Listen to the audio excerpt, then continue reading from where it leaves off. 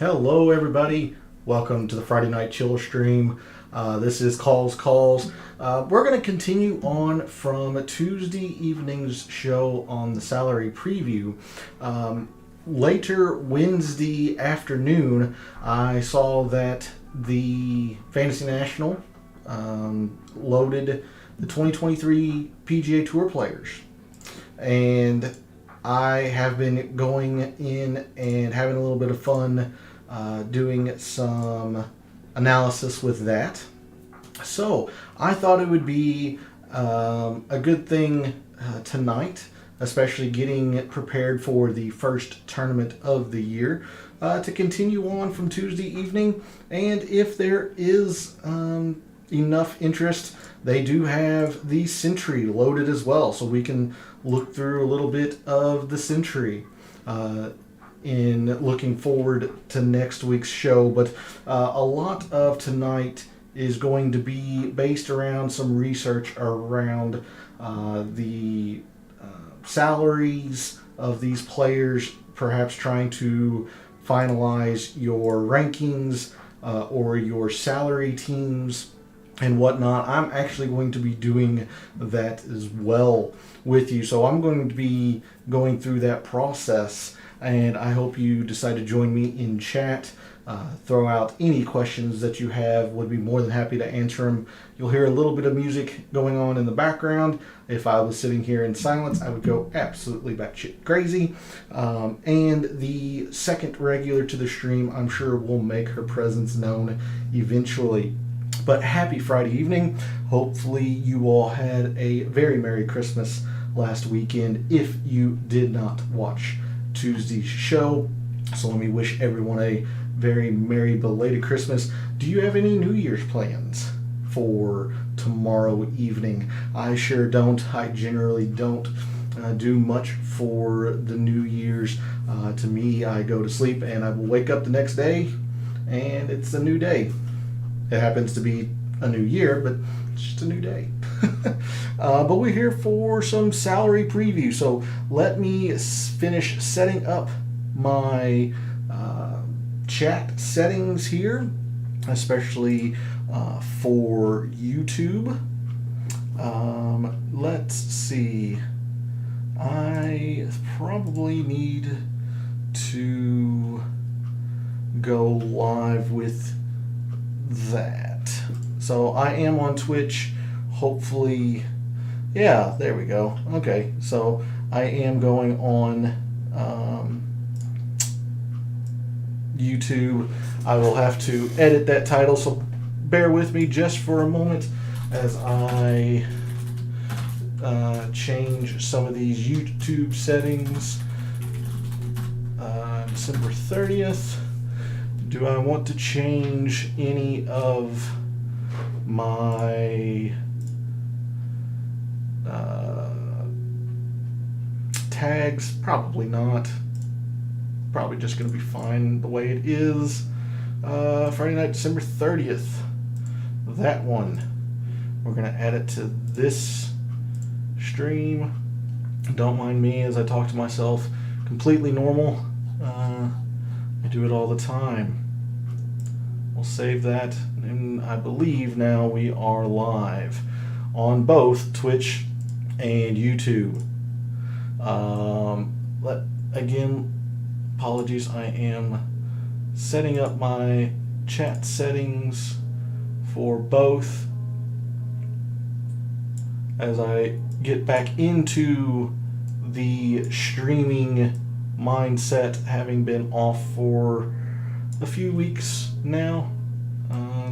Generally like to take some time off around the holidays, but I think we are set to go. So welcome to Calls, the Friday Night Chill stream for December 30th.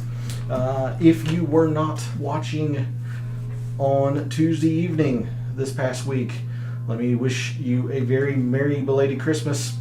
Hope Santa got you everything that you wanted. No lumps of coal in the stockings. Tonight I am going to continue on from Tuesday's show. On Wednesday, the Fantasy National loaded the 2023 PGA Tour Players page. So I am wanting to continue on with a lot of the research that we did Tuesday and now apply it to the 2023 players, particularly these Korn Ferry Tour grads, say the Taylor Montgomerys, the Ben Ons, so on and so forth, Ben Griffins, Justin Suz. So I'm here for any and all of your salary questions that you may have. If there is any interest, then Fantasy National has also loaded the Century for next week, so we could take an early look at the Century if so desired. But tonight is going to mainly be focused on the 2023 salary drafting. As you can see here, I am actually going to be working on my team a little bit as well. I want to finalize that, so I thought that would be a good start to the show and show you how I go about doing my salary drafts, and then you can kind of get a gauge of where some of these players rank if I were to do a snake draft. But welcome to the stream. You will hear some music going. If I was sitting here in dead silence, I would be going batshit crazy. So gonna have a little music going, and I'm sure the second regular to the stream will announce her presence soon enough. But with that, I am trying to set the Fantasy National filters for the 2023 page view players. So let me do that,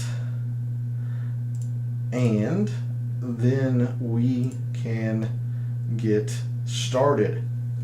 So as I mentioned, they have loaded this per Fantasy National, so I wanted to go through, take a look, and see how players performed and whatnot. Right now you see that I have this set for the 2022 season, essentially from the 2022 Tournament of Champions through the Tour Championship. And that is for players like Taylor Montgomery, your Justin Suz, Robbie Sheltons, so on and so forth, if I could spell. Some of these players obviously didn't play, but like Taylor Montgomery did have 6 rounds during the 2022 season. He played in the Farmers, made the cut that week, and then missed the cut at the U.S. Open. So just wanting to get a gauge of how some of these Korn Ferry Tour grads played in 2022, and then I'll remove the filters and then see how players have been performing in the fall. So Fantasy National will be up here over on the right.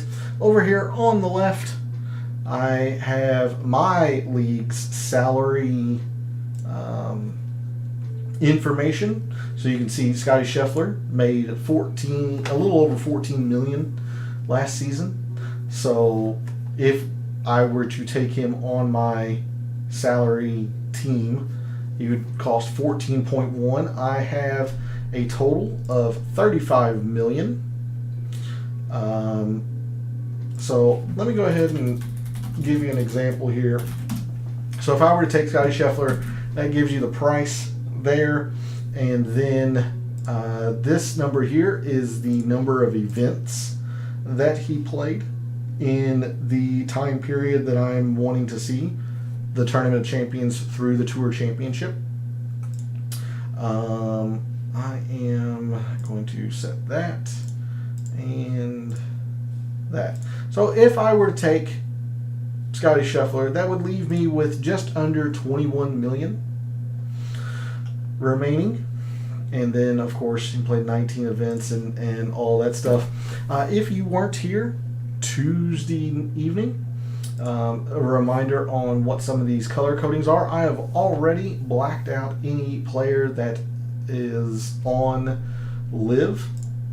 So you see here, Cam Smith was actually the second highest money earner on the PGA Tour last season. Made a little over $10 million, but I've got him blacked out since he is on LIV, and as of right now, he has no way back on the PGA Tour. So I am just not going to be considering him at all. If I were to take him, it's basically a zero for now. And I had a couple of friends of mine mentioned throughout this week, what about the majors and things of that nature.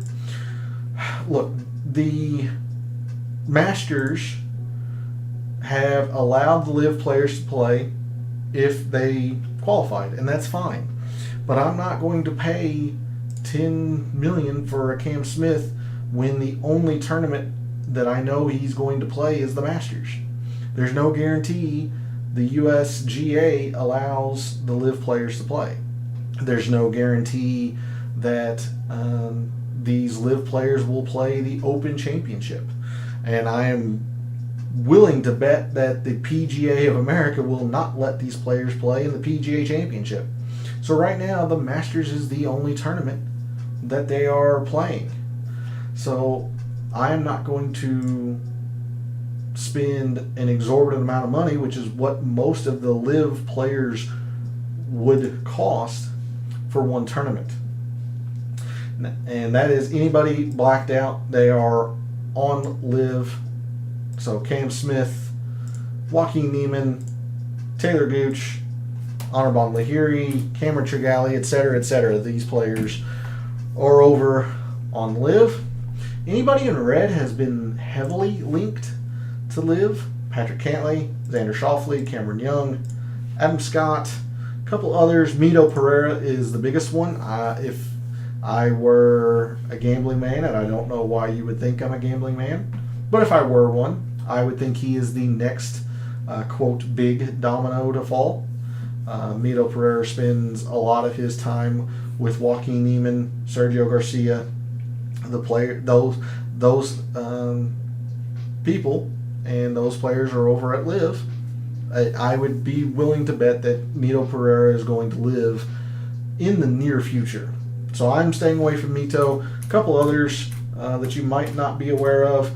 Thomas Pieters has been linked to LIV, and Thomas Detry has silently been linked to LIV as well.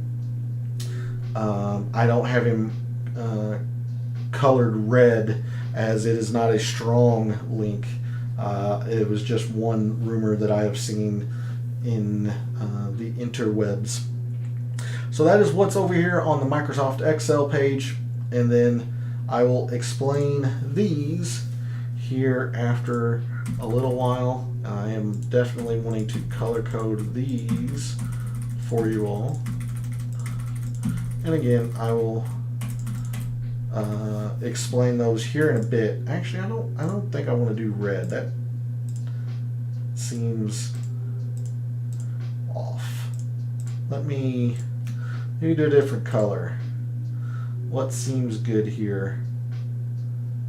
How about a nice blue? And we'll make them even bigger, and we'll put these others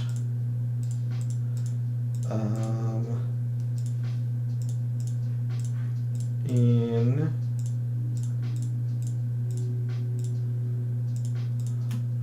a smaller font. That way they get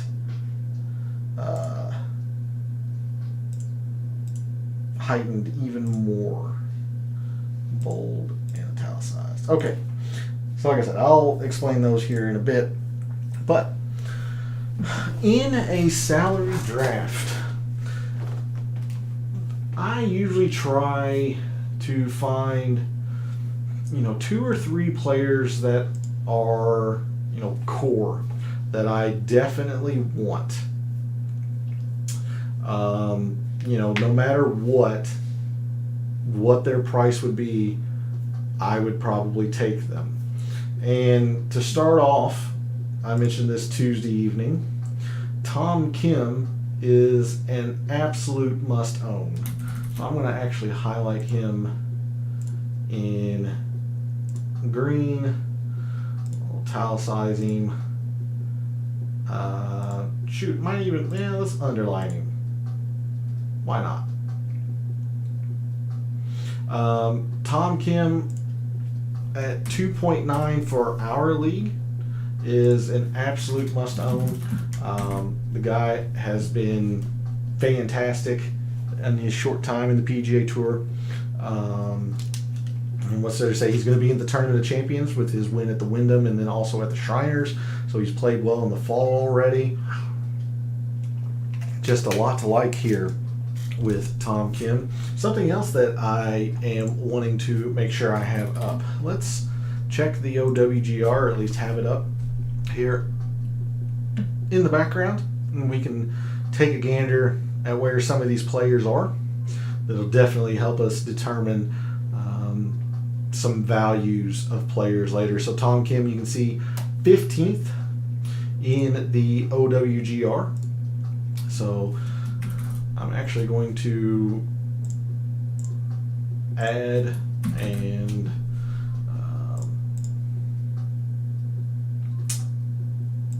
add some columns here. Let's see, player, salary, events, OWGR.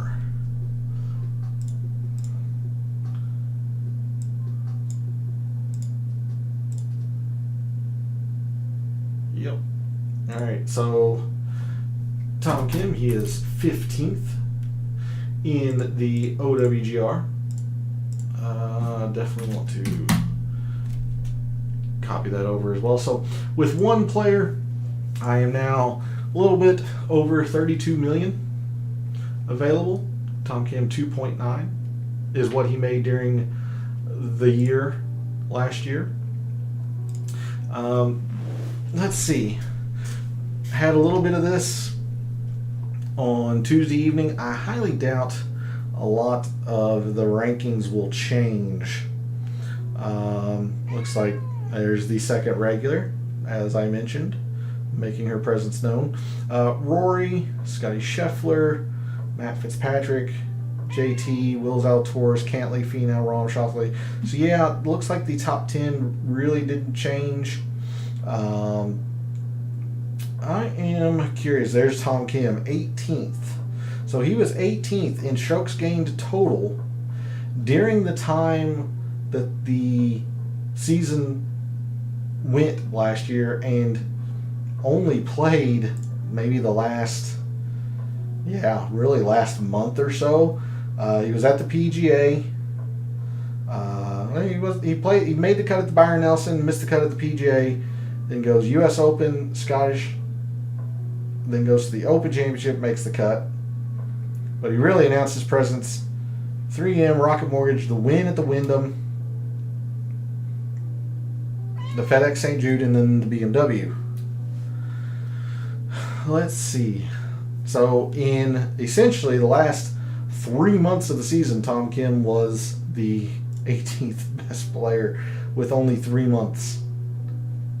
The guy's very good. You need to have Tom Kim.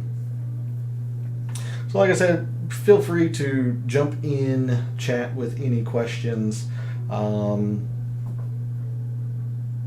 If I am a little bit silent, it's only to save my voice in case others jump in, or when others jump into chat.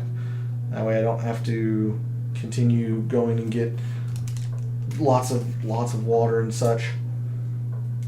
But I'll walk you through a little bit of my thought process.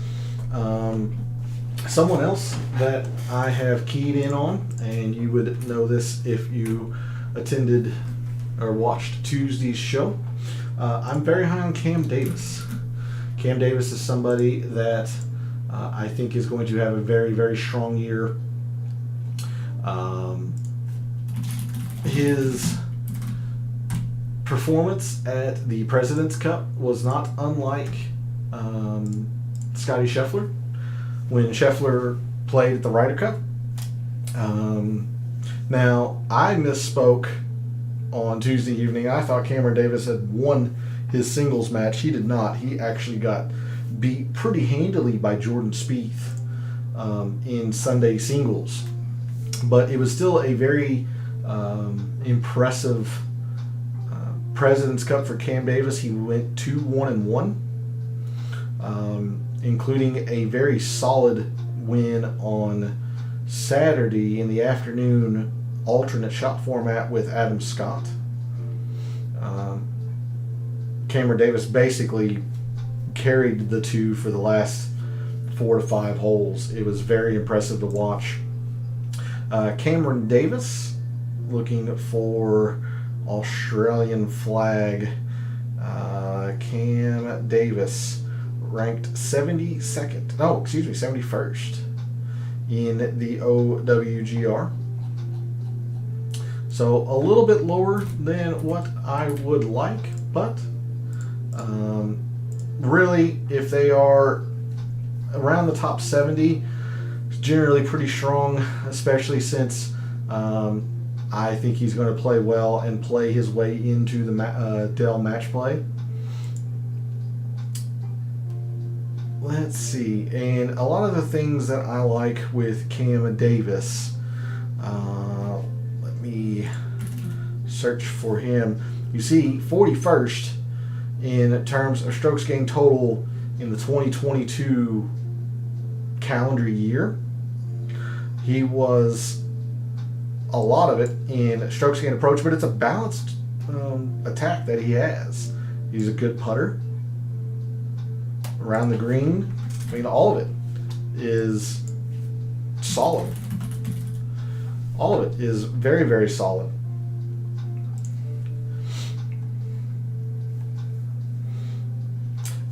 He is now definitely much more of a bent grass putter, and that is evident by his win in 2021 at the Rocket Mortgage. But even then, I mean, he didn't, go gangbusters and gain 8 or 9. He just played extremely well. But it's his all around game, but mainly his strokes gained approach. And although it has been bad so far this fall, I think the CJ Cup was a very promising last start for him. He's generally very good off the tee. And again, from Tuesday evening, we saw that off the tee was actually slightly more important than strokes gained approach for the 30 players that made it to Eastlake last year. It was such a ball striking favor that I am really, really focusing on ball strikers even more so than I normally do this season in terms of my draft. But there's a look a little bit at some Cam Davis numbers. Again, he's good when it's easy and he's good when it's difficult. If the wind picks up, being an Australian, he enjoys that. He does not mind the wind at all. And even though his par 4 performance, again, lacked in the past 5, overall, it's pretty solid. And strokes gained par 4 is the second most important metric on the PGA Tour. Just is. I mean, look here. He didn't play the par 4s worth a damn at the Memorial, and he still made the cut. Made the cut at the Masters. The RBC Heritage. I mean, just look at the style of courses that he's playing well. The RBC Heritage, short, easy, Bermuda. The John Deere, generally short. It is very easy, but is bent.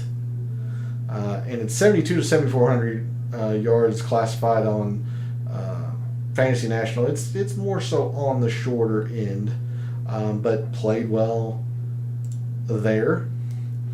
But the FedEx St. Jude tends to be longer. It's a long course because it's par 70. It's Bermuda. he played well there. Rocket Mortgage, where he won in 2021, and then 2022 at top 20, so nothing to sneeze at there. Top 15, actually. A little bit on the longer end, but it's Don Ross. So there's a lot to like here with Cam Davis. I'm very excited to see what he's going to put up this year. And I mean, he takes advantage of par fives as well. Always has. And he goes low. That's another thing. He goes low. He can avoid the bogeys when he needs to, but he goes low. So there's a lot to like with Cam Davis. Very excited. So those two have been basically the start of most of my teams, at least conceptually. Someone else that is a must-have, and I talked about on Tuesday evening, Taylor Montgomery. He is 11th in the FedEx Cup. Just a stellar fall, an absolute stellar fall. And when we look for him in the OWGR, you'll see that he is already inside the Dell match play. 62nd.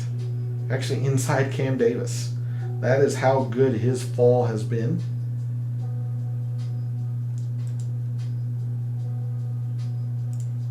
And if I remove these filters, which, you know, honestly, I think I'm going to do that. So let me set this to there. And we'll set this to, let's just say December 1st.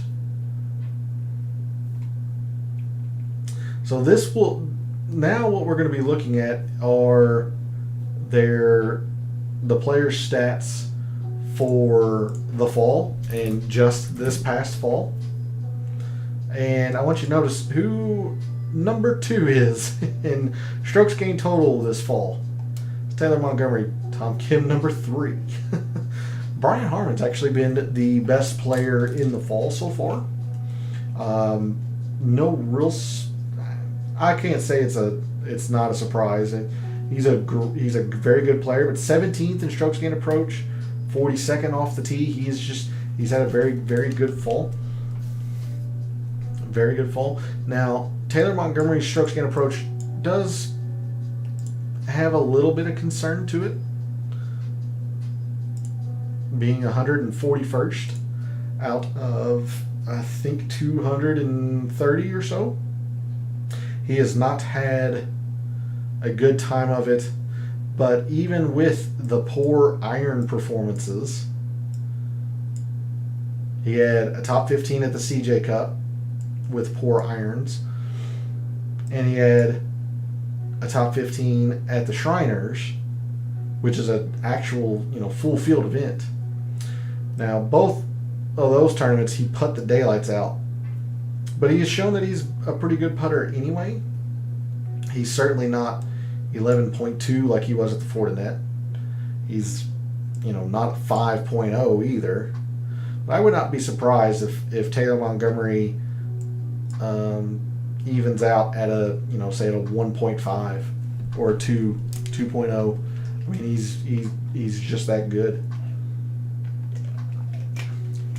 And this is the kind of profile that really scared me last year off of Cam Young. And we see what Cam Young did last year. There's a lot to like here with Taylor Montgomery. I mean, he didn't miss a cut this fall. And we don't have the full numbers at the Mayakoba, which is a full field event. So it could be, he could have gained strokes here on approach. We don't know. That was a top 10. But he is 62nd in the OWGR. He had 2 events during 2021 and 2022. So I'm actually, I'm probably just going to, that might be a little bit confusing. I'm actually going to just remove that column. And if I want to see the events, they're on over here. But we have the OWGR there. Let's see, some other players that have performed very well this fall. Thomas Detry, but I am quite concerned about Thomas Detry. Kind of like Cameron Davis, he's a little bit of everything here.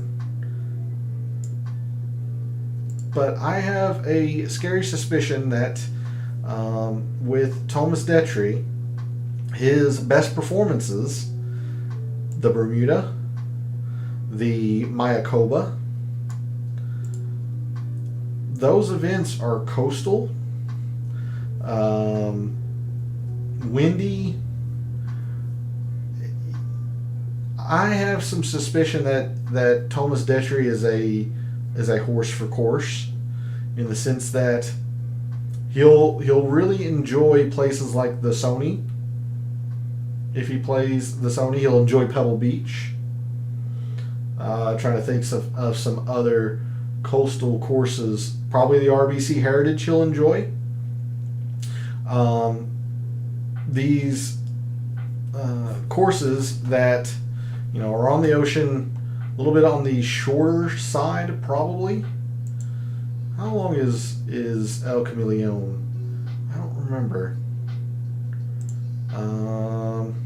That's something we'll have to check. So I'm going to bring up another one. No, gosh dang it. That is not what I wanted. Please be there. Thank you. Open link in new tab.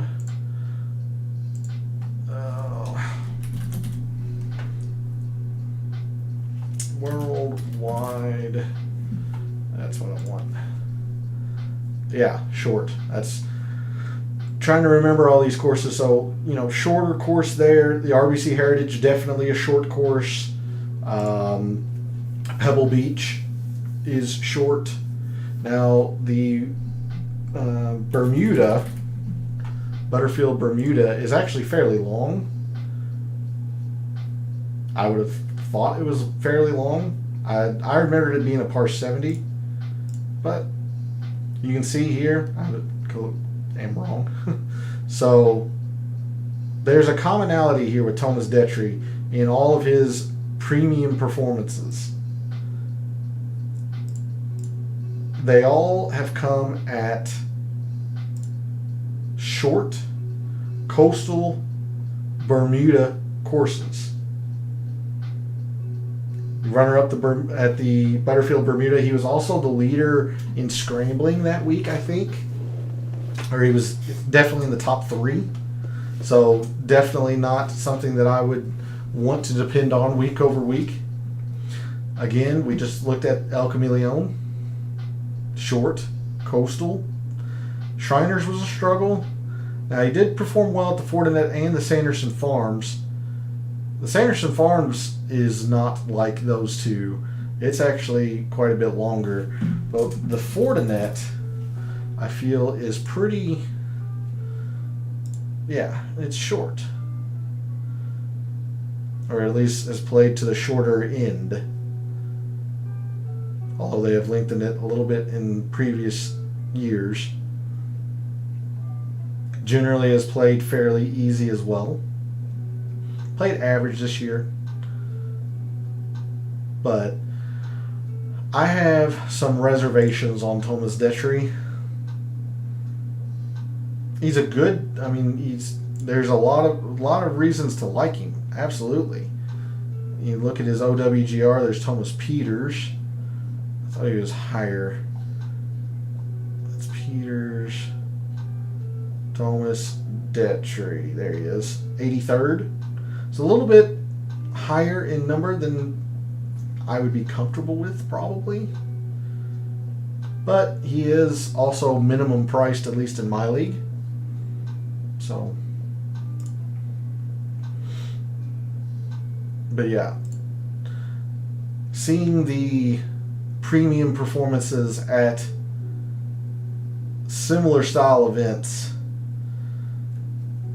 this one could come back and could bite me. I understand that, but I think I am off on Thomas Detry.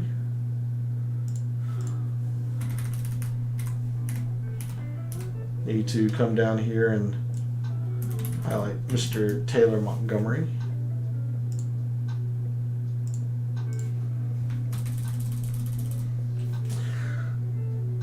like Scheffler, no, like none of these players up here at the top am I really all that curious about taking or interested about taking. I'll bring up the file from Tuesday that I also had, which was the performances versus their salary. Let me unhide that tab for you. 2022 sorted importance. So yeah. So this is, this was a crude metric of what their strokes gained total was against their salary. Jason Day was the highest. Tyler Duncan, Cameron Percy, so on and so forth. But here's 2023, and you can see Taylor Montgomery, Thomas Detry, 1 and 2 in that regard. Tyler Montgomery was the number 2. For some reason, that has him at number 1. I think I might have had.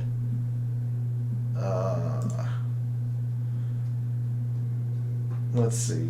Did I have some wrong filters? Might have. But close in regards anyway. So, like, where's Brian Harmon?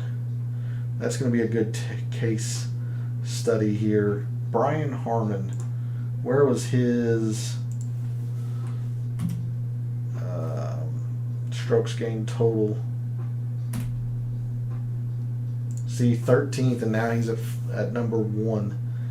Methinks I might have had the wrong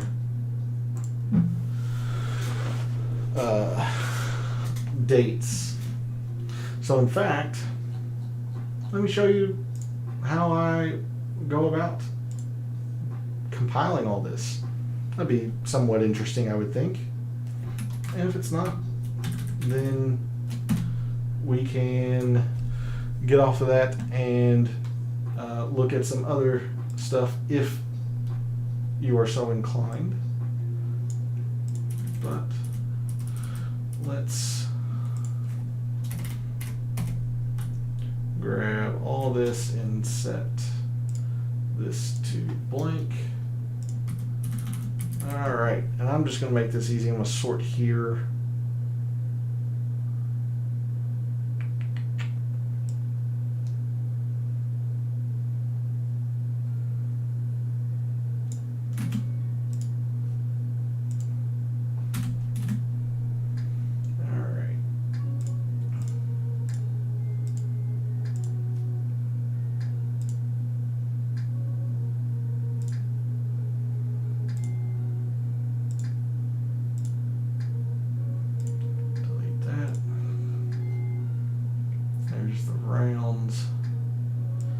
This is total. I want to get rid of tee to green, ball striking, and short game. Whoa.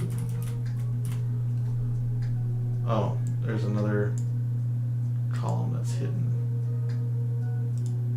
Aha. Looks like I'm just going to have to redo all this, which sucks.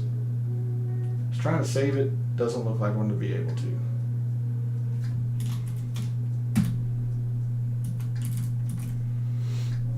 Okay. Total.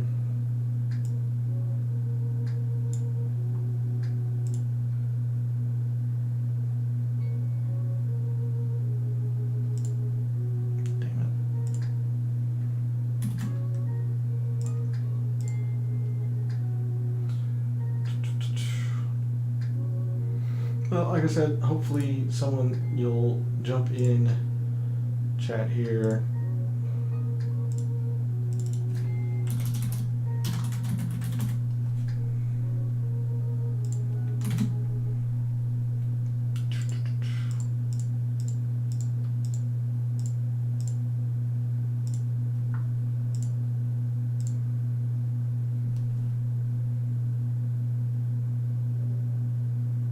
Don't need any of those, nor that one. Okay.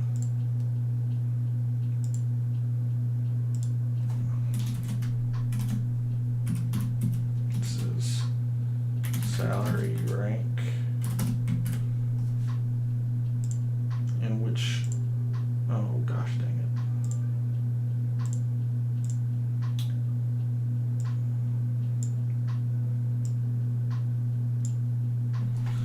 Alright, cool. Excel and my mouse are just going to be doing that all night again.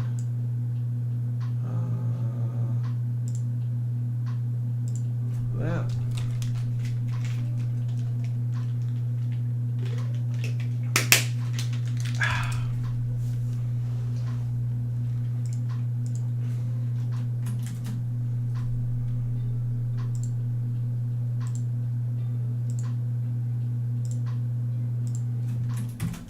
Throw me off as well. So what I am able to do will look up that value. I'll come over to this and there.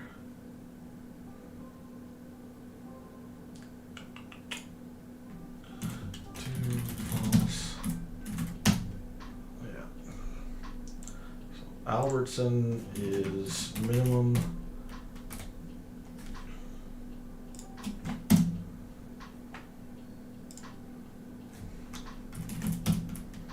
Collie, minimum. Oh gosh.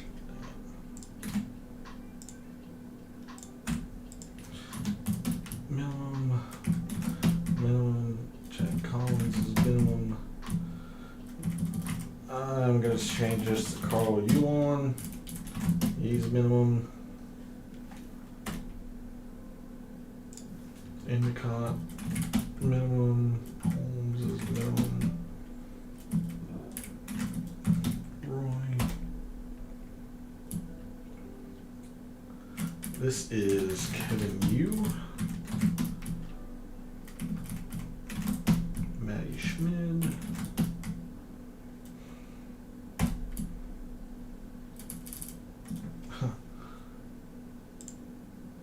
So many digits, you gotta keep it going. Sam Stevens, minimum. You are that. You're the same as Terrell Hatton. Wilkinson, Covello, Norman, and Zach Belair. There we go. Okay. Oh, and S.H. Kim. There we go. Okay.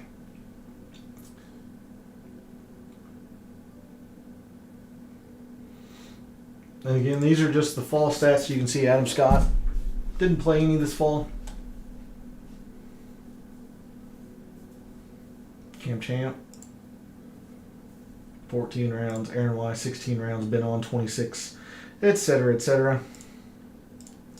But I'm going to go through here and re-grab all of these metrics since I had the wrong dates, because I'm a genius like that.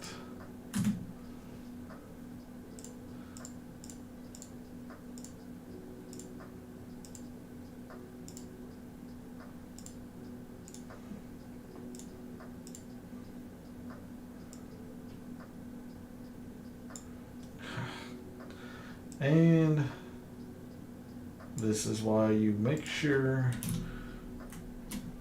you do everything precisely the same, because that clearly wasn't working, because that would have thrown everything off, because I did not sort the same way that I had on the previous page view. So we could have had some really interesting numbers. Alright, those all get removed. Birdies, bogeys, fairways, and greens. Ooh.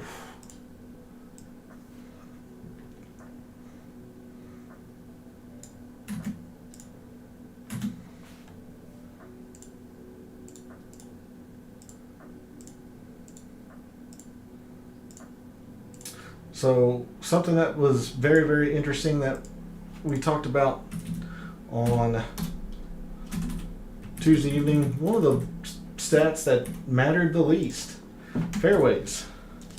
So any player that, or at least I'm going to be focusing much, much more so on the players that rely on distance versus fairways. So, for example, whoever this player is going to fit the profile that I want this player, that player. See who these three are just out of curiosity. Gusto Nunez, Shank, and Ben On. Okay. Don't think I have any interest in any three of those, but I'm definitely going to be preferring distance over fairways, thanks to what we saw Tuesday night from the sorted importance of being that fairways were the least important, essentially. There were a couple others like driver right avoid and I think a specific length of par 3. But overall, fairways just did not matter. Proximities really don't matter. Which is surprising to me. I would think that total procs would be one of the bigger indicators of success on the PGA Tour. It's not. It's almost as important, 200 plus proximity alone. I am going to fix these because it will get confusing with the par 3s. Procs 125, 150. Procs 150, 175. Procs 175, 2. Procs 200 plus.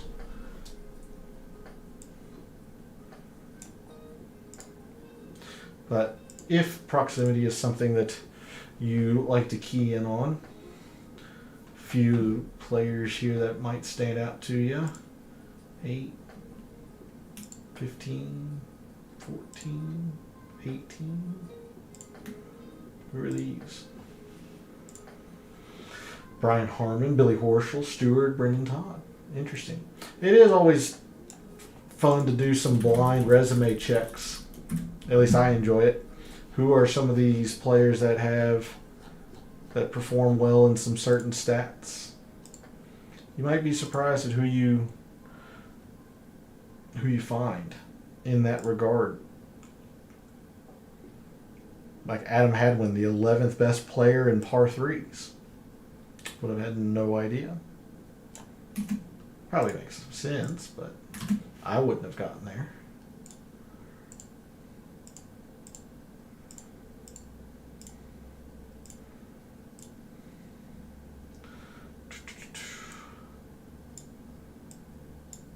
Damn it, come on.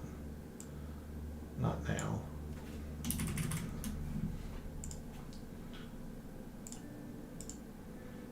Okay. But the most important one right here, the par 4s.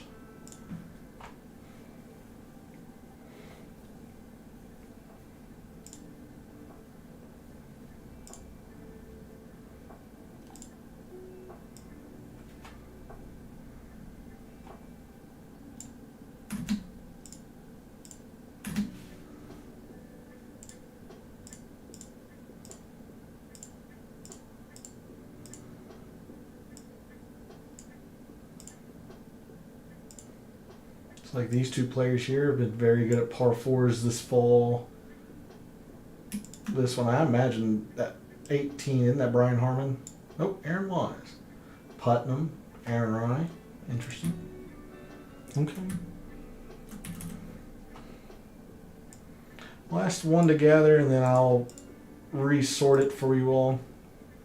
Again, apologies, I had the wrong dates when I first gathered this.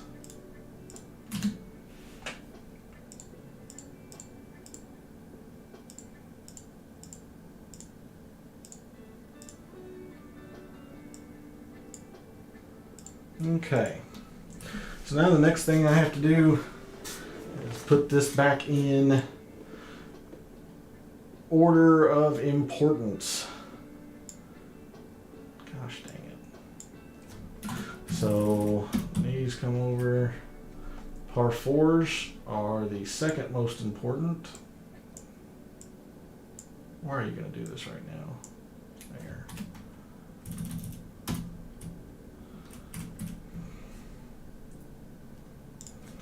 It went par 4s, then it went birdies or better,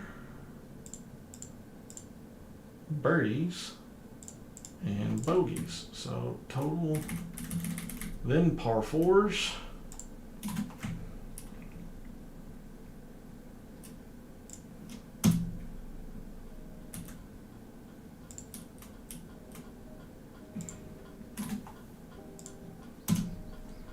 birdies, bogeys,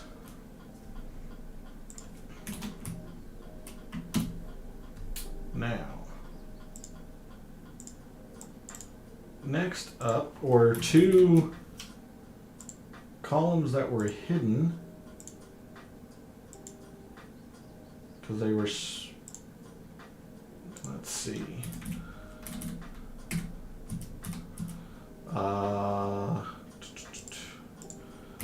just easier to go down here.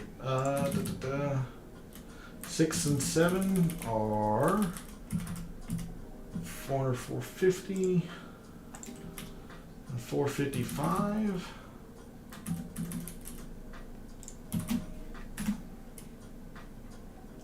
And I will hide those again.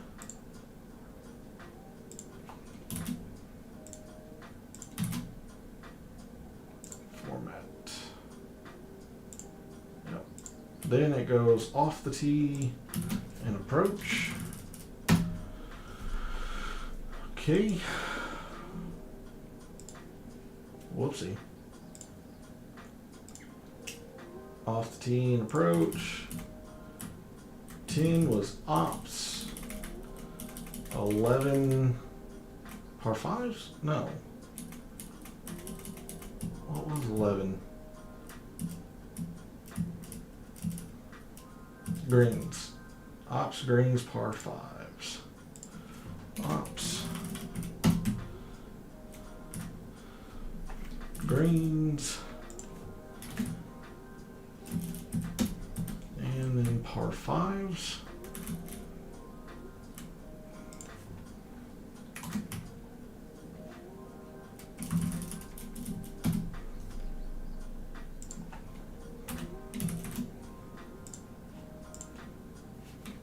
So you can get a feel here, some of the most important stats and who has good numbers all the way across.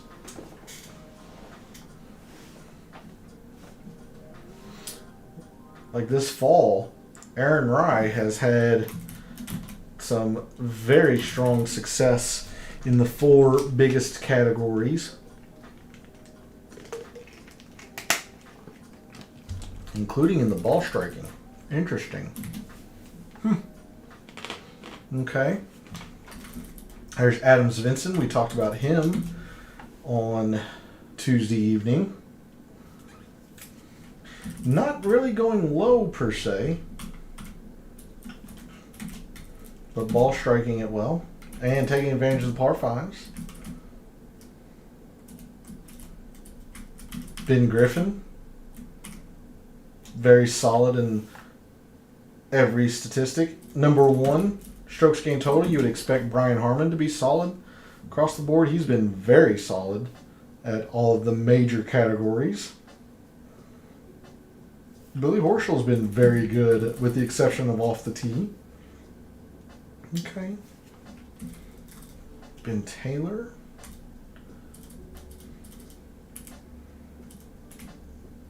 There's Cam Davis. Another reason why I'm so very, very high on Cam Davis.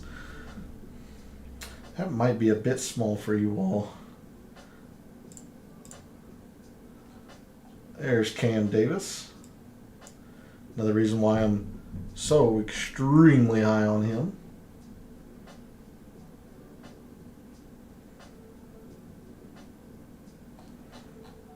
Yep. Okay. Let me continue to get these sorted numbers here.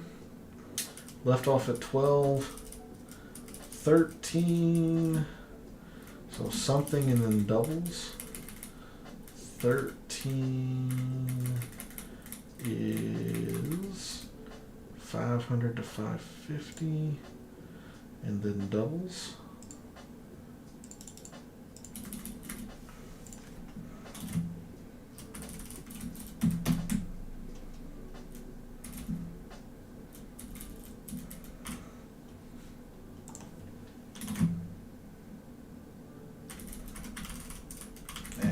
It's hidden.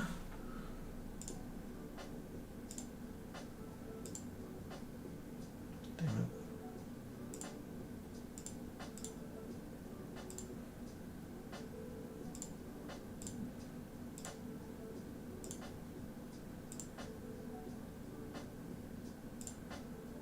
Okay.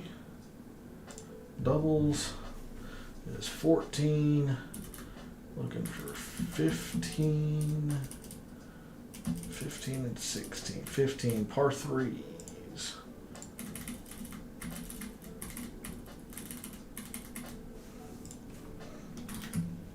So, as we talked about again on Tuesday, par 3s in totality, somewhat important, but really, I mean,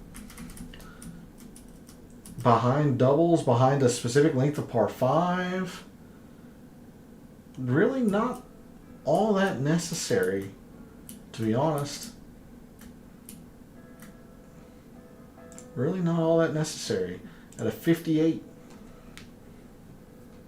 So the top 30, what these numbers are here, the top 30 players from last year, the players that made it to Eastlake, they averaged being the 58th best at par 3s, whereas they were 29th in par 4s, 48th in par 5s. So you can see the wide discrepancy on why par 4s are just so extremely important.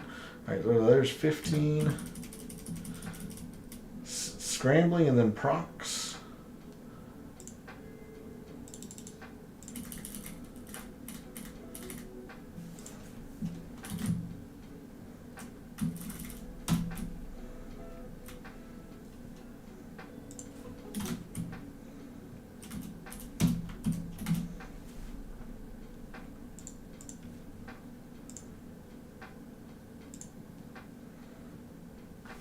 No, 18 is 200 plus. So you can see here, I mean, look, Prox 200 is almost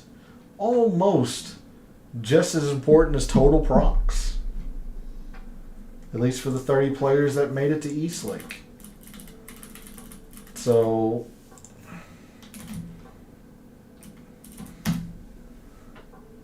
that is why I will not be.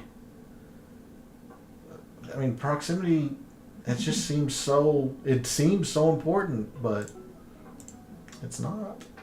Oh shoot! I think I put that in the wrong column, didn't I? This needs to go over here, and then hide it. So prox. Gosh dang it! I always hit that button. All right, Prox was 18, so 19 and 20.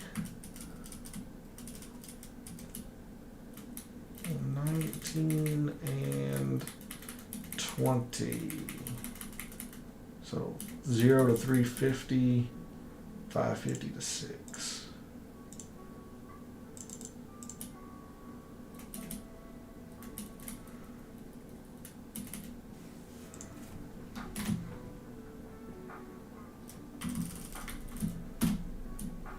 And then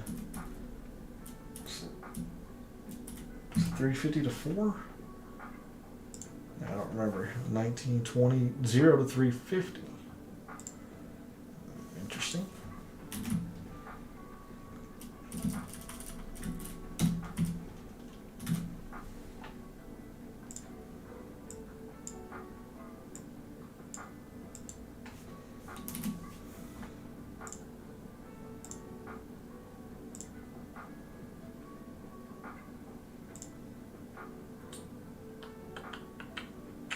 $21, 500 plus, 350 to 4.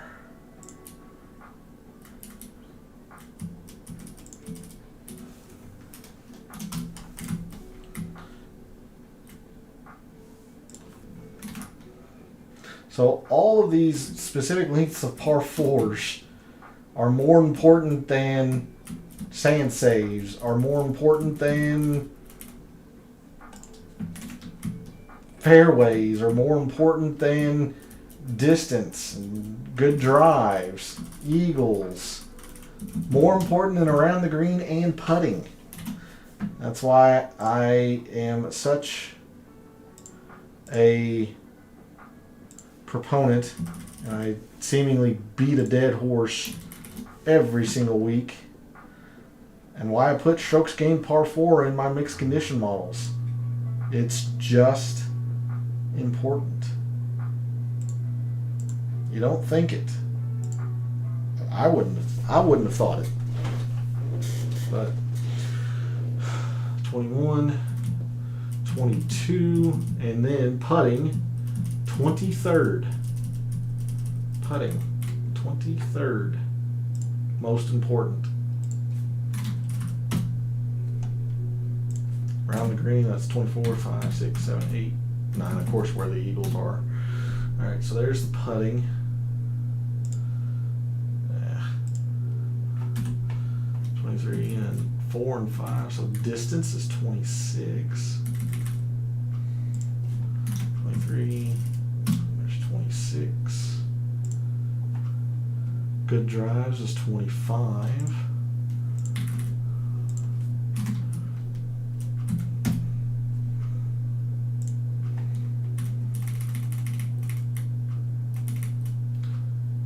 $175 to 200 par 3s. 24.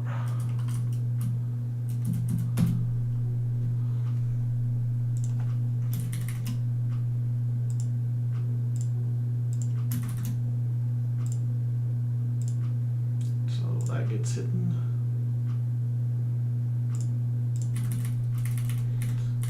So then distance was 126, 27, 125 to 150, 200 to 225.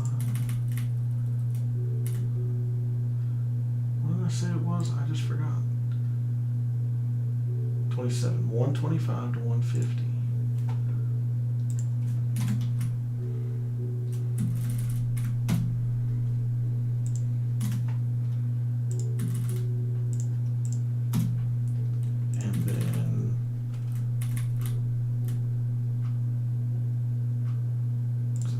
Par 3, 200 to 225.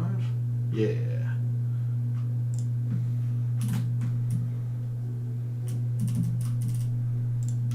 And then around the green.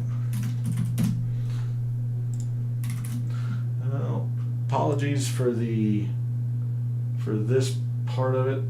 Again, I had all this and then realized that I had the wrong dates.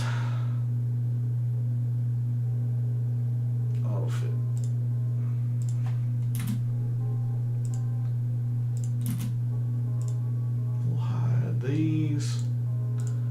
So around the green is 29th, most important. 30 is eagles. And then 150 to 175 par threes.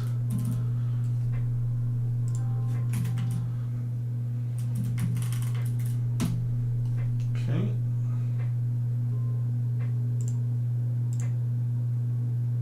We'll hide that. After I don't forget to do that.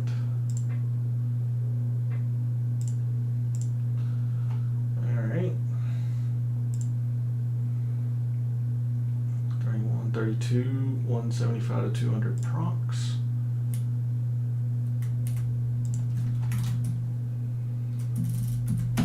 That gets hidden.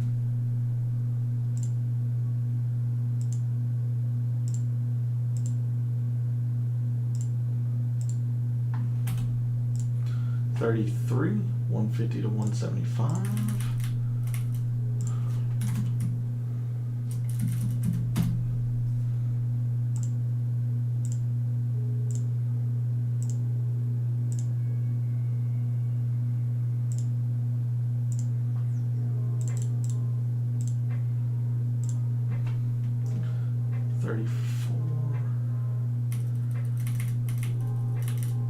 There's 600 to 650.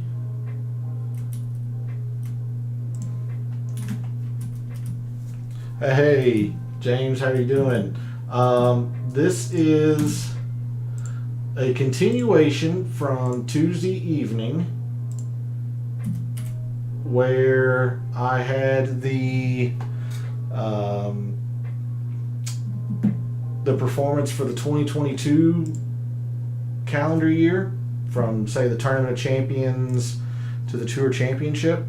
Well, come Wednesday, Fantasy National brought in the 2023 PGA Players page view, and even though I put all of this together and then realized that I had the wrong dates, so the numbers were off.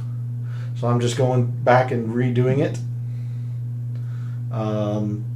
because for some reason, like, Brian Harmon was like 11th, and he's clearly number one in terms of performance so far in the fall. But I'm just gathering the stats from the fall, their performances, with the intent of focusing some more on some PGA like salary building, lineup building. Definitely going to be finishing like showing you my thought process through going through my teams and such. And if there's enough interest, from either you or others that might drop in, they've also loaded the Century for next week, so we can take an early look at that if we are so inclined. But right now I am trying to essentially get my life together and get this correct. All right, 600 to 650. How's your Friday evening? How has the week went? Thanks for stopping by like you do when you are able to. 100 to 125 procs.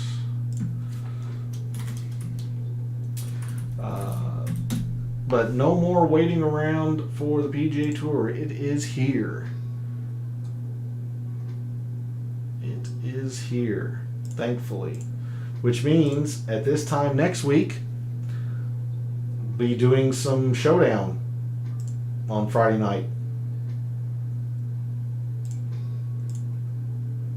So that's exciting. We'll see if my heater from this fall will continue on after this long time off. I sure hope so.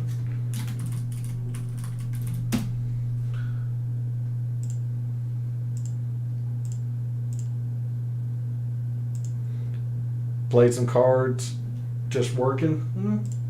Nothing wrong with that. Played some cards, huh?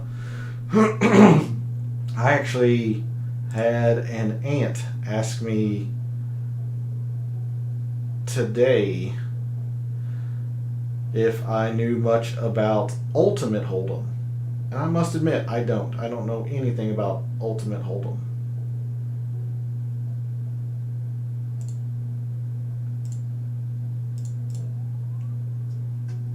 We've talked about it in the past before. I fancy playing some cards or whatnot, and I thought I was pretty good at it when I was younger. I was not. I was not as good as I thought I was, is what I should say.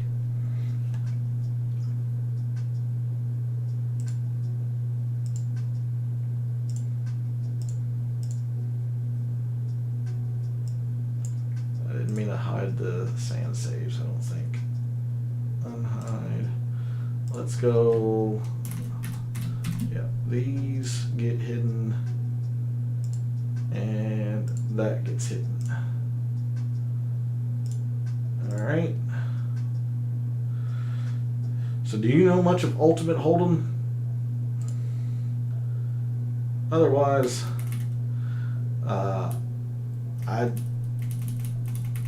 I told my aunt, yeah, good luck, have fun.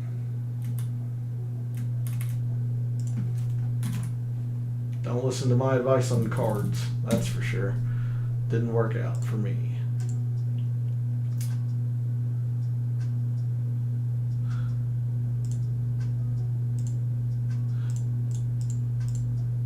But Googling it, okay. Mentioned that your flights were canceled Tuesday, but other than that, was Santa good to you? Hopefully no lumps of coal in your stocking.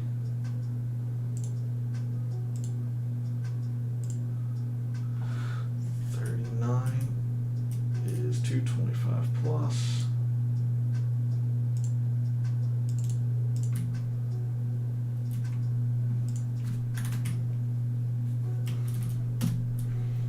And 0 to 500. Good Christmas. Kept the power and the pipes didn't bust. That's a positive. That sounds like a winning Christmas to me. I was the same. It was frigid here. Absolutely frigid. So we had some concern on pipes and whatnot. The power, I mean, I guess would have been an issue, obviously. The only thing that would have caused that, we had a lot of wind. So that could have caused some issues, but it was mainly just cold. Just absolutely frigid. Was it left or right that's more important? I always forget. Driver, left, avoid. More important. And then fairways. And driver right. Okay, finally, I think that is going to have these complete. Hide. There we go. Okay. Perfect. After an hour of effing around, freeze these panes. Okay. So right now, got this sorted on just alphabetical. Taking a look at, some of these players who have performed very well across the majority of these stats. I apologize, but I'm gonna have to zoom out. That way I can get a better feel for where I'm at here. I'm gonna sort this on,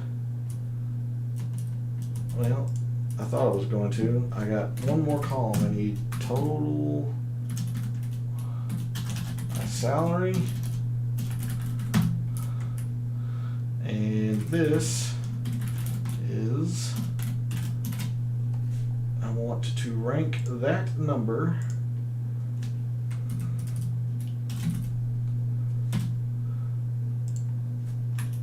by these. So that should be high. That should be lower. Yep, okay.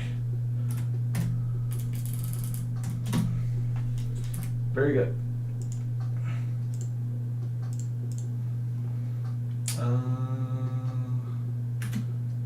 Paste those. We'll hide this column, but I want, is it C? No. Yeah. C2 minus E2. Right? E2? C? Oh, oopsie.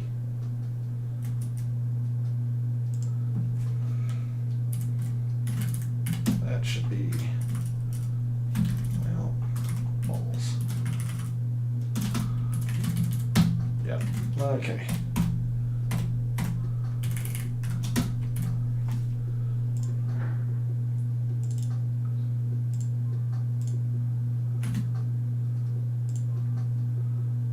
Paste that. Okay. Last thing here. Let's black out the players who haven't played any. That way it doesn't get confusing, because I would absolutely get confused.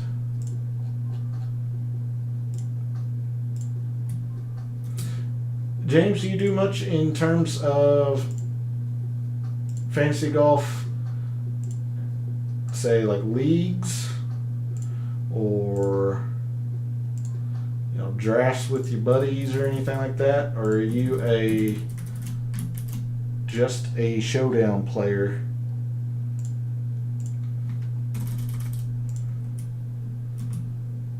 Alright, now that should have it. Of course. Dumbass. Didn't want that. Hide that.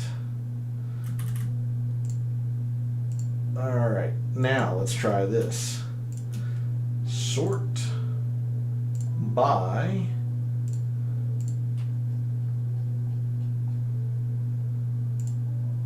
largest to smallest. So, according to, yeah, okay, there we go. According to that very crude metric of strokes gained total versus salary, Taylor Montgomery has been the best this fall. No surprise. He's number 2 in total. Talked about him a lot on Tuesday evening.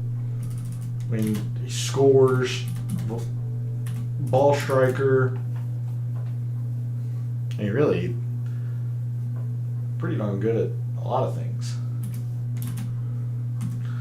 Dettry's been fine, but we talked about Thomas Dettry and my hesitancy a little bit with him. He seems to be a particular course style. Grayson Sigg, also somebody that I have been pleasantly surprised with in the fall. He goes low, so you like that as well.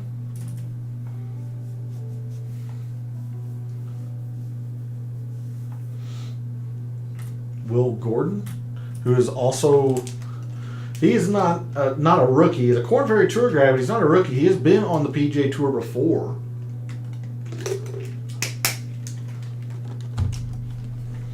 He had his card, lost it, and now has gotten it back. He's played really darn well this fall. Made every cut. Not a very good putter, but that doesn't matter. Going to get a lot of TV time. Good. I wonder where Carl Yuan is in this very crude metric. Anyway, to finish this thought on Will Gordon, you see he had his card in 2021 and a little bit of 2020, but he had his card in 2021. You can see played the Sanderson Farm, Shriners, Bermuda, Houston, Farmers, Wampo, API. I mean, he's played in some big tournaments, but lost his card. Went back to the Korn Ferry Tour. Although he did not win, he does have 3 top 5s down there. They're 6th. Played very well. Got his card back. But Will Gordon, somewhat interesting. Carl Yuan. I must say, you are high on Carl Yuan a lot. He's not played well this fall. 125th in terms of a strokes gained total.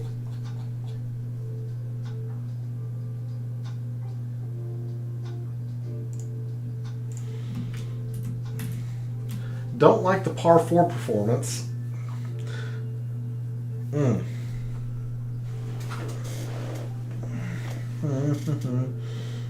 But he is a ball striker. That's good. Last 2 events. Okay. Well, maybe a little nerves or getting the feet under him. But it looks like he's a pretty clear ball striker here. I don't like the par 4 performance. That's bad.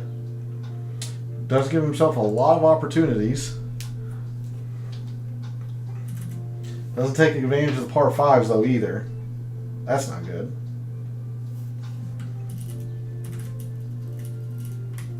Yeah, he's actually underperformed in this fall. Now, is that everything? Of course not. Could be, 5 bad tournaments. I'm playing random stuff everywhere. It's just, I probably won't be, to be honest with you. Now that the PGA's back, that'll be my time. That will be my video game, looking at these numbers.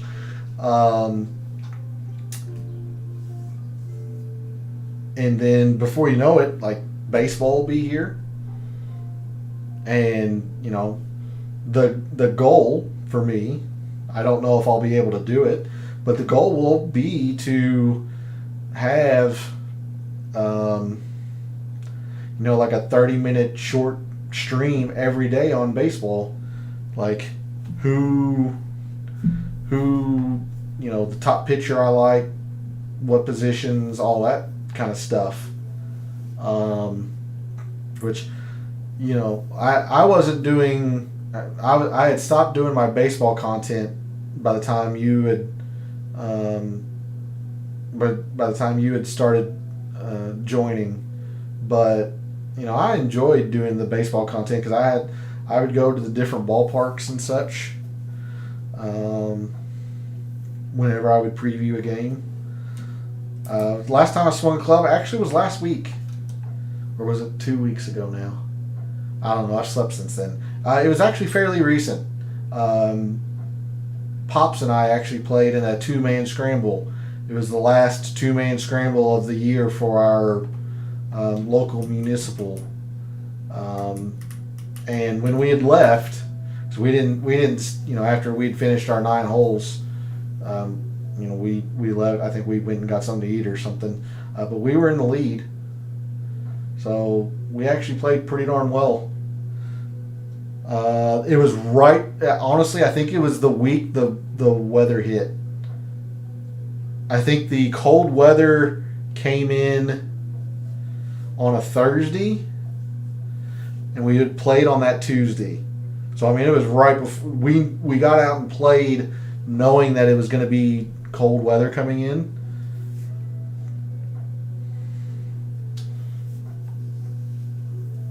So we made sure and got out one more time. But in fact, I think it's supposed to be, I think the course was actually open today, but it was so wet from all the snow that we had and melted and stuff, I would not have wanted to have played. but it wasn't too long ago. It was either last Tuesday or the Tuesday before, so it hadn't been too terribly long. We played well. What did we shoot? I think we shot 2 under for 9 holes, which is pretty good for us. And we had a couple of bogeys in there too. We eagled a par 5. We birdied 3, eagled 4, and birdied 5. And had a couple of bogeys coming in because we didn't make putts. But played pretty well. We were excited. We were pretty happy with our performance. All right, let's see some other players here that are overperforming, at least for the fall. You know, I bet I play the normals. He's what they call a super senior, so he actually gets to hit from the most forward tees, which is actually a really big advantage because he's in really good shape for his age, so he still hits it pretty good, at least off the tee.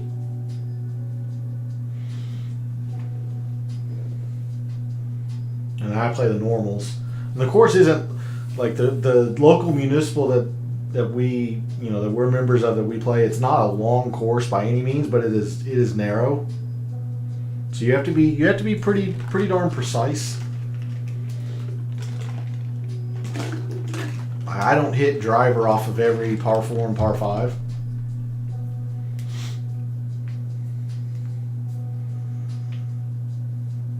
We do have a drivable par 4, not for me because it doesn't suit my shot shape.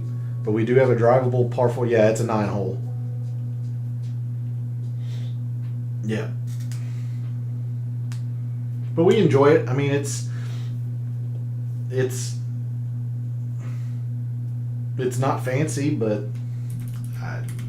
like all the people out there are fun to play with, and like I said, we're members there, so we walk for free. If you're a member, you get to walk for free.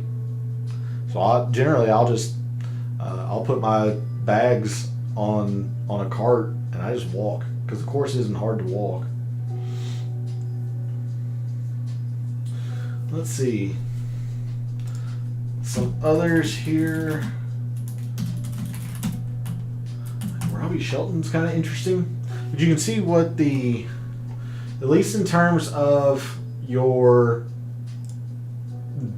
drafts, like look at all the values are here, like the guys that are strokes gained total versus their salary. That's what you're wanting to do. You're wanting to try and find the guys that really underperformed last year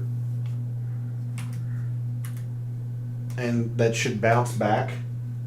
And also at the other end of the spectrum, guys that severely overperformed. We talked about him on Tuesday night, Sepp Straka. Like Spieth here. And again, this is just the fall, so it's not saying that Spieth is a complete overpay, but if you're only going by just the fall, he would be an overpay. But look here, like Straka, he's the 4th worst in the fall, and based on 2022, Sepp Straka's way down here as well. Like I would not want no part of Sepp Straka. Like look at Ches Reavie. Reavie's down here, and in the fall, that's not good. Luke List is down here. Like I'm always gonna have a soft spot for Luke List because I hit him at 75-1 at the Farmers, so he could do no wrong for me that week. But being objective, like there's no way you pay $2.8 million for Luke List. You just don't. JT Poston at 3.3 does not seem like it's a good value. The one I'm struggling with is Damon. Like, he was really, really bad throughout 2022. And when I say 2022, I'm meaning like Tournament of Champions through the Tour Championship. And then this fall, he's been a house fire. What the hell is this?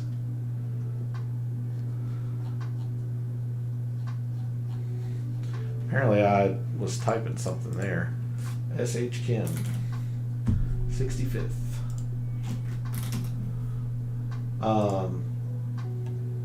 Fifth best. So I don't know what to do with Joel Damon.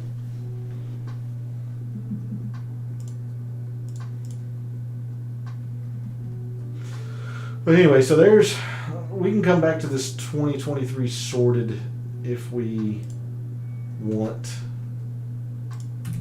at times. But again, kind of looking through some salaries and such. Like, there's the start of the team of my salary team. I get $35 million. I've spent right at $6 million of it. Tom Kim, Cam Davis, and Taylor Montgomery. And I was talking about how I generally don't like to get too high up on the price board because a lot of your best deals are in, the mid-range. Say from, I'll include Tom Kim, although he's a little more expensive than what I would call mid-range. In this area here, this is where a lot of your best deals are. Am I going to the Barbasol this year? No, probably not. Generally, I am playing baseball in the summer, and I have a game every Sunday. I've not been to a professional tournament ever. It's certainly on the bucket list, but probably not going to the Barbasol. But then again, that is what, 7 months from now? I can't tell you what I'm doing 7 hours from now. The ideal would be sleeping, but I can't tell you that. So,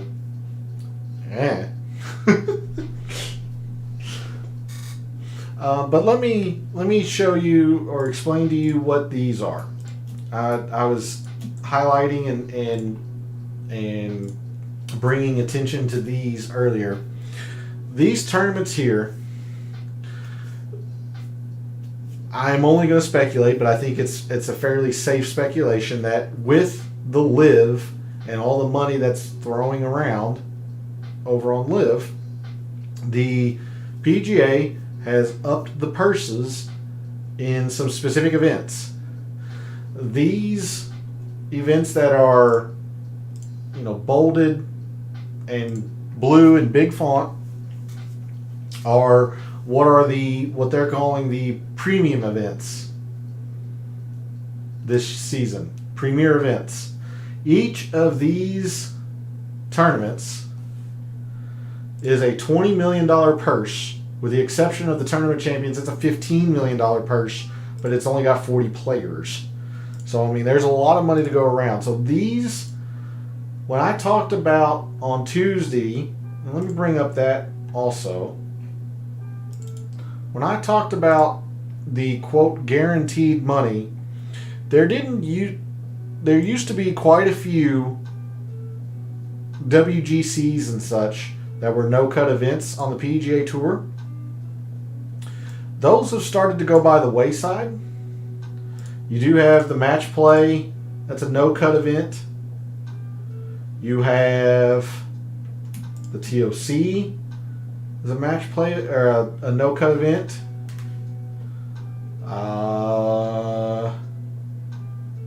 That might be it now. BMW at the end. So really, you only have 3 no-cut events anymore, whereas you used to have like WGC Mexico, the WGC St. Jude. You had various WGCs throughout the year that were no-cut events, and that's what really the guaranteed money that I was talking about. But now with the change in the schedule, like you absolutely want to try to focus your attention on these events here, the no-cut events. But like the match play is the top 64 in the world. So really, when you're looking at your team, that's why it's important to look at the OWGR. Now, to say like Taylor Montgomery, even though he's 62nd now, that doesn't mean he'll be at the match play right now. I mean, we're still 3 months away from it. But, you know, you also don't want to take somebody, say, well, I'm going to have to increase this to 200 per page.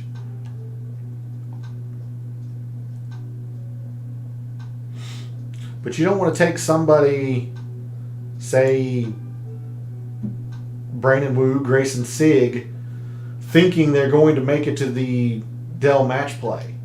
I mean, to get from 190th to 64th in 3 months is not impossible, but it's very, very hard to do. So, you know, again, specifically talking about the match play, since it's easy, it's the top 64. You know, if a guy's in the top 80 right now, he has a pretty good chance to get to the Dell match play if he plays well. Top 90 or so. The TOC, that field is set. So they had to have won a tournament last year. And then the BMW is just the top 50 this year in the FedEx Cup. So that's why looking at the FedEx Cup is important as well.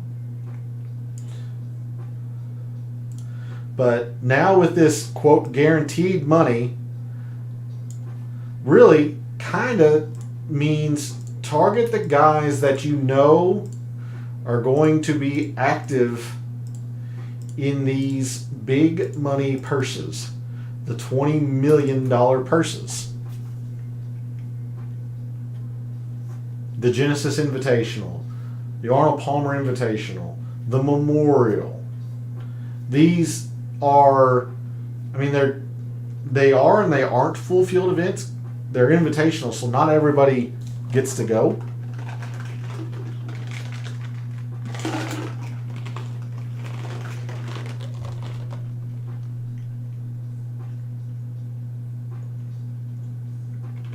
But clearly it's better to have players that are going to play in the API, in the Heritage, in the Wells Fargo, versus, you know, the Puerto Rico, the Corrales, these alternate field events, the Canadian. I don't have all of the majors highlighted. I just know the Masters is 20 million. I don't know if all of the majors are premier events now, or considered premier and have the $20 million purse. They might. I don't know offhand. But I also have them separated out, and again, this is by my league's schedule. Our league divides the schedule into 4 segments. So we have 4 premier events in the first segment, 4 premier events in the second segment, 5 premier events in the second segment, 2 in the third and 2 in the fourth. So clearly, for my league's purposes, you want to get guys that are generally pretty darn good early on in the year. This is the Bermuda portion of the schedule. Most of these tournaments are Bermuda greens, and this is the only times you'll get the POA surface on the PGA Tour, except if a major is happening. Because again, we don't count the fall. So like the Farmers is POA. Pebble is POA. The Genesis is POA. I think that might be it. But the rest of these, like Sony, TOC, Amex, all of those are Bermuda.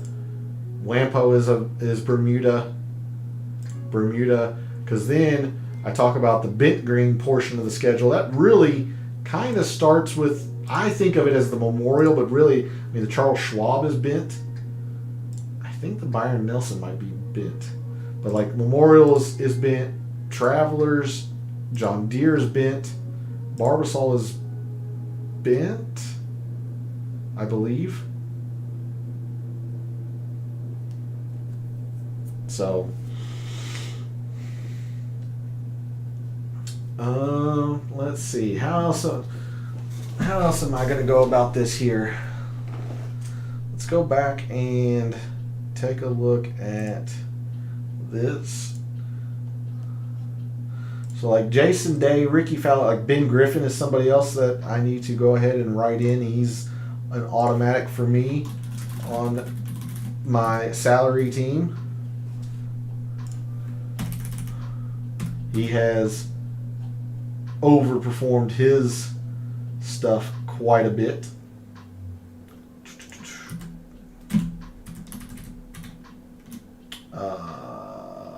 Underline.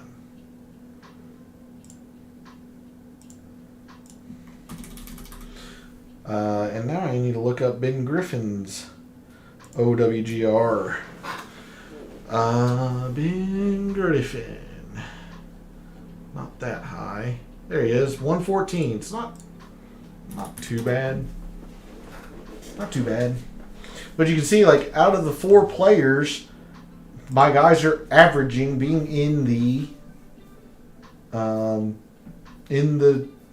match play, which is guaranteed money. Let's see. Somebody else I'm high on, Tagala, a lot of times because he plays a lot. I'm really high on Sahith Tagala. Let's see what he's done so far. I'm high on Patrick Rogers. I'm high on Shelton. Have I? Yeah, I did. Okay.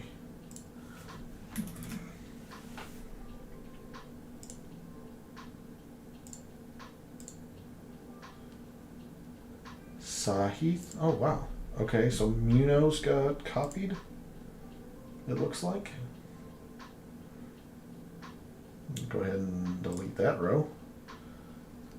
There's a couple others I know get copied. CT Pan gets copied, and Noren, Alex Noren gets copied. There's Tagala. Let's see what he's been like. So he's been 24th best in the fall. Look at that, gone very, very low. Like that.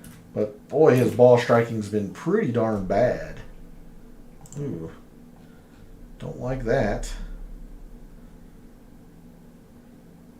He's actually been more short game, and it's been on putting. Okay. Well, I mean, he's just generally a good putter. Does not play well when it's difficult. That does not bode well for like majors and such. Like, this is just the kind of player profile that I just don't like. But he plays so often that, oh man. And again, this is the kind of player profile that I missed on last year with Cam Young. I did not like Cameron Young much going into last year. I'll show you why. There's the second regular to the stream, making her presence known. Cameron Young. Well, he hadn't had a very good fall. But like, look here. This is his fall last year. The irons were not good. They had not been playing well. He had spiked his one tournament that he performed well when he runner-up the Sanderson Farms last year. He spiked on the greens. Like there just wasn't a lot to go on, with the exception of off the tee. That is what Cameron Young's thing was. And he had won twice on the Korn Ferry Tour. Those were his two big draws. But I got scared off by his poor irons, especially during the fall. And then he goes gangbusters. I mean, really, he was a good iron player. He wasn't fantastic. He was a good iron player. But it was his off the tee that really shined. And he putt well enough, especially at the Genesis. So, I mean, this whole... I'm looking at Cameron Young because Tagala right now has the same kind of profile. I'm not thrilled with the irons, although he has been a much more consistent good putter than Cameron Young. And even though Tagala hasn't won, I mean, he's had a runner-up. He's had another top 5, another top 10.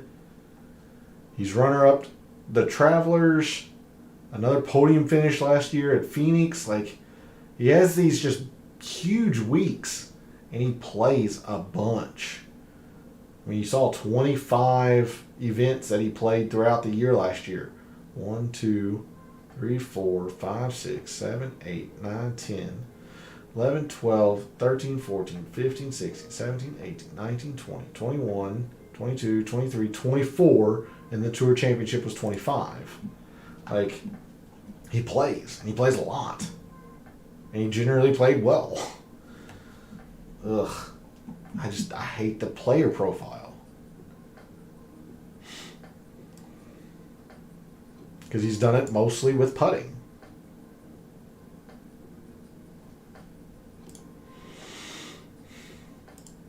Ugh. There's Victor. There's Max Homa.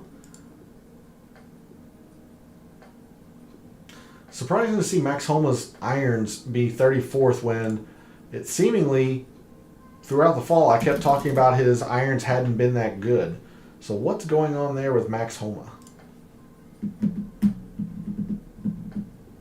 Clearly, POA guy. Okay, so they hadn't been good at the end of the year. He gains 3 at the Fortinet. Shriners was okay. And then the CJ Cup, he played really darn well. Well, I can't say he played well. He ball struck it well. Okay. All right.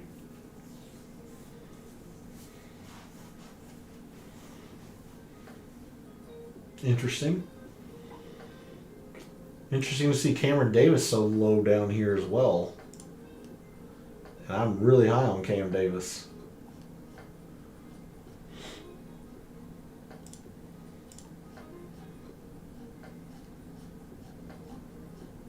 But these are the kinds of names that really should jump off the page to you. That present a whole lot of potential value.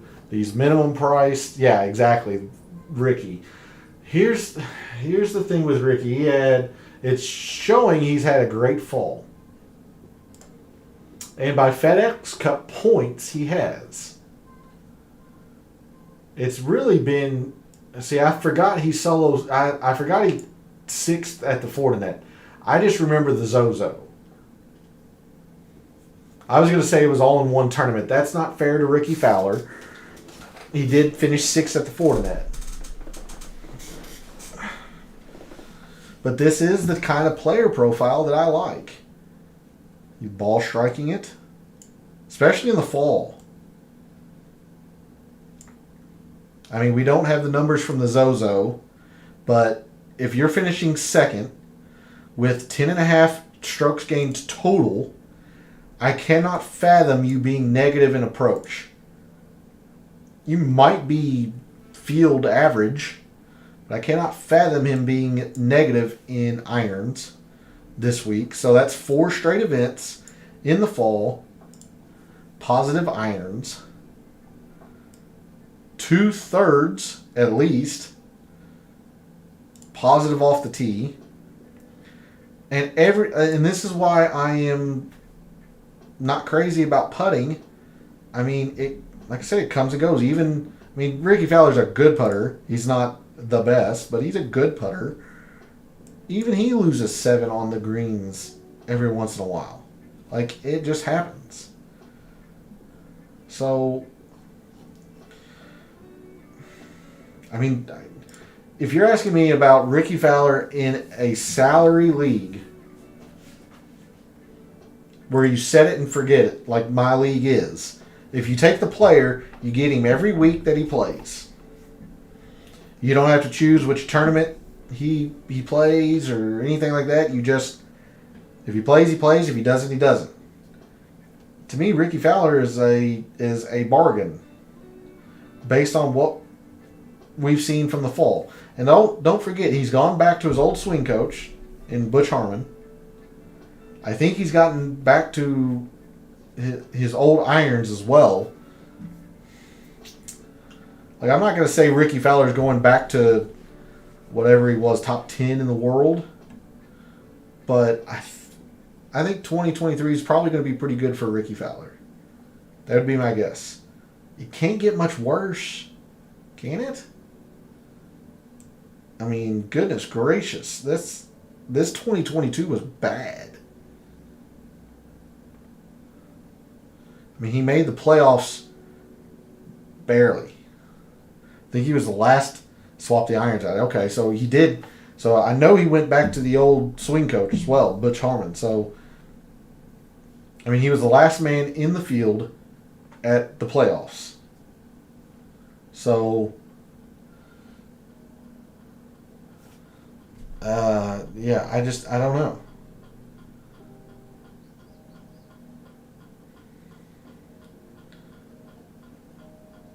So, I have to. I think this is going to be a good year for Ricky. I've mentioned Ben Griffin. Like, Jason Day is another person that I think this is going to be a good year for Jason Day, based on what we've seen in the fall.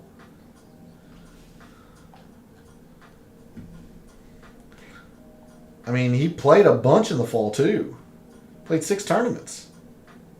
He did miss the cut at the RSM, but I mean, bad weeks happen. But you look of the 6 events, he gained in approach on 4/5 of them. Again, we don't have the stuff for the Mayakoba, but I would guess this is at least field average if he's top 20. So gains in approach 80% of the time. Gains off the tee in 2/3 of the tournaments. Or what? 3/5 of 60% of them. He's always been a good putter. Putting is the least important of the main 4. Off the tee approach, around the green putting. I'm sorry, around the green's the least important. But putting's not all that important. I think Jason Day feels like a very good value at 1.1. So if I were to insert both of those players, now the danger with J Day is the live. Does he go to live? He's Australian. He's been linked several times with Adam Scott and Greg Norman and all that stuff. That's a risk, absolutely. Ricky Fowler, he is... Oh, where is Ricky? Whew. He's 103rd. Jeez. Okay. Day'll get injured. I mean, that's another thing. I mean, you're right. That's another factor, is his injury history.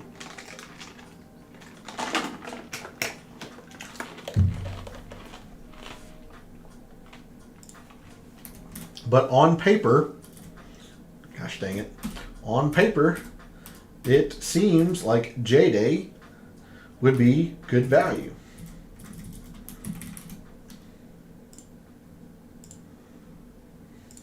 But I mean, yeah, I think Ricky's going to have a pretty darn good year. So you can see, like, I've barely spent any of my salary, and I've got 3 guys that are pretty much in the Dell match play. I would think Cam Davis plays his way into the Dell match play eventually.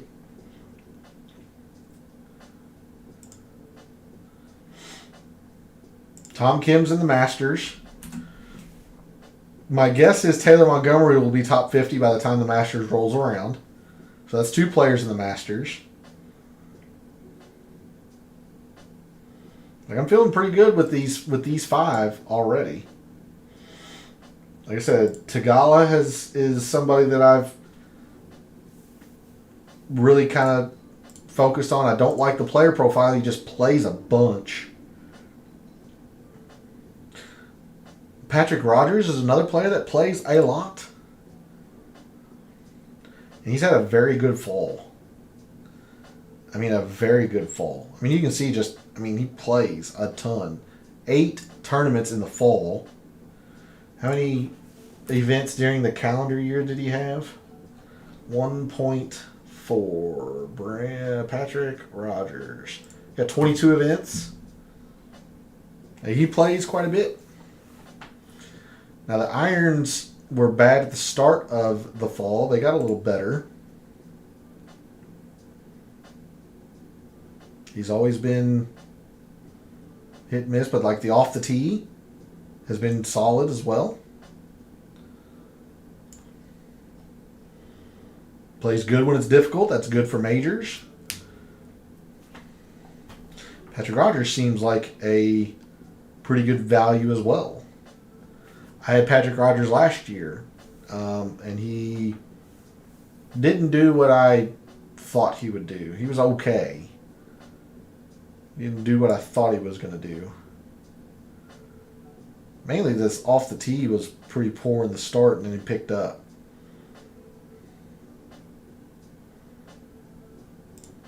But let's see, Patrick Rogers in the fall, he's 9th in total.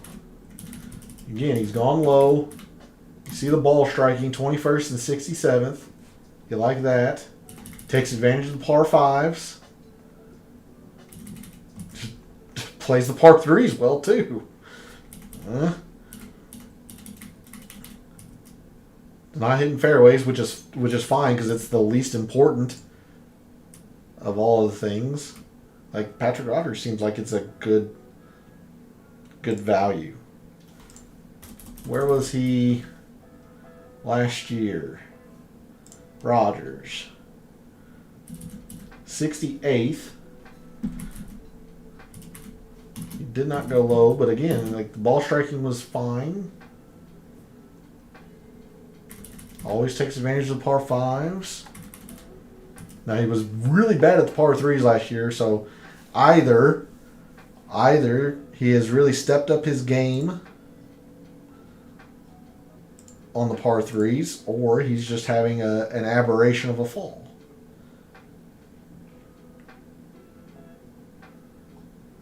So he's always been good from this distance. It looks like the 175 to 200s are the outliers this fall, which he's never been like atrocious, but he's not been good. Okay. He's always been a good putter. He's always had distance. Wow, look at that. See, this is why I like going back and looking at things. Patrick Rogers was the #1 player in Eagles gained from the Tournament of Champions in 2022 to the Tour Championship. Never would have guessed Patrick Rogers was the #1 Eagles gained player. But there it is. Interesting. Like, he got Eagles, he just didn't get birdies last year. Whereas right now in the fall, he has gotten birdies in bunches, still avoided the bogeys, And he's been good at the Eagles. He's obviously not number one, but still good at the Eagles. To me, Patrick Rogers seems like a pretty good bet there to be solid.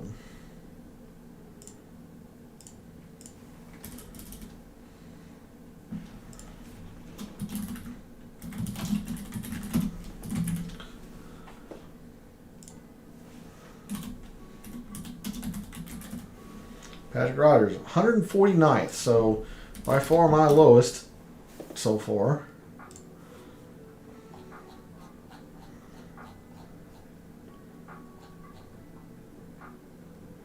Like Adam Svensson here. I think he's pretty much got to have.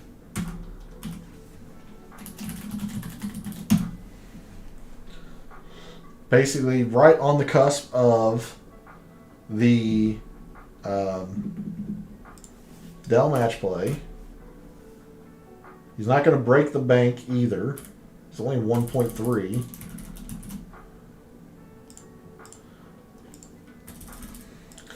Like if we take a look at Zinson.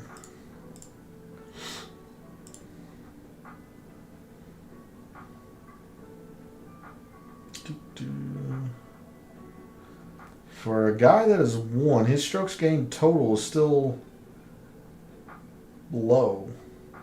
There it was. 54th. And he's won. It's interesting. So he's not been the best at putting. But again, it's the ball striking. And he's a good putter with the ball striking. Well, okay. Remember, don't get so hyped on 1 week results. He gained 9 on the greens at the RSM. 9! That's a whole lot. Now, having said that, still, in his last 20, he's been a good putter. But again, 9.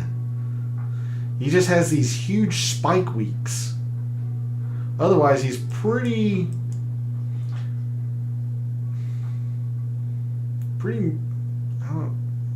seemingly mediocre. He was really bad at the beginning of 2022 last year. Really bad. But you can always count on the ball striking. Off the tee and the approach.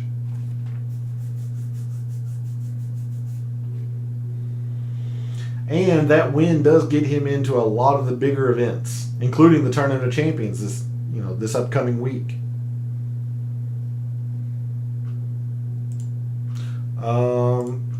Let's take a look here at some Adam Svensson. So what we got here. So he was like 56th or so.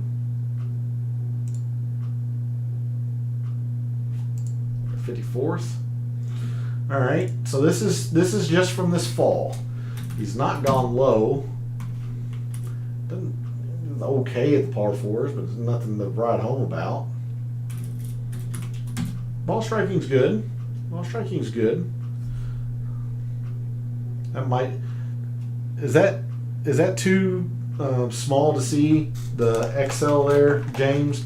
Do I need to enlarge it a little bit?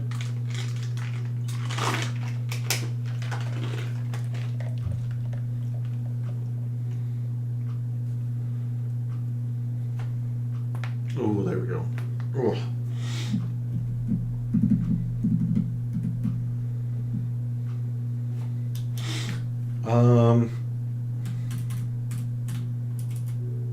Not a lot of opportunities. He does play the par fives well, par threes.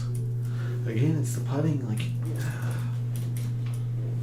how was he in 2022? Let's look for Adam Svensson. There he is. It's convenient. Again, he doesn't take advantage of the par fours. But last year he was very good at going low. 117 and 20.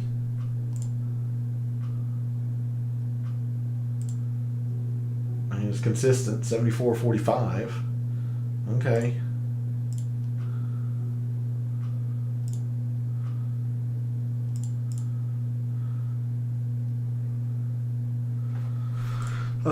He gave himself opportunities, greens. Yeah, I mean he's consistent. His fall is consistent with what last year was in totality. Okay.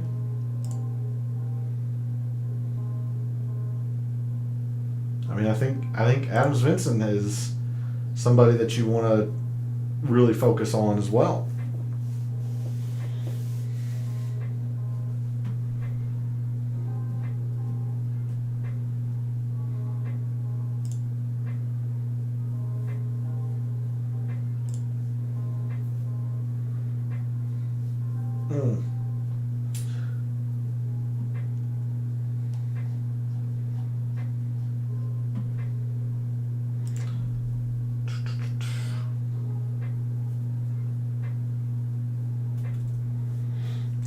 So if you're watching via YouTube or Twitch, feel free to throw out some names. We can look at it. Like I said, I'm just kind of going through and looking at some interesting players. If they catch my eye, I feel like I have a pretty good grasp of who my team is going to be. But this is why I go through it. Somebody I do want to look at is Corey Connors. So in the fall, he's only played 10 rounds. I mean, doing Corey Connors things.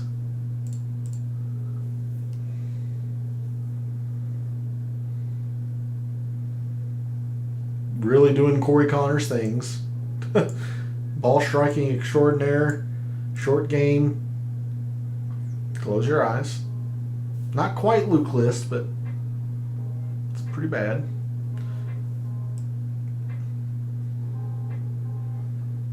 The 2 cuts he made were no-cut events. That's not exactly the most promising.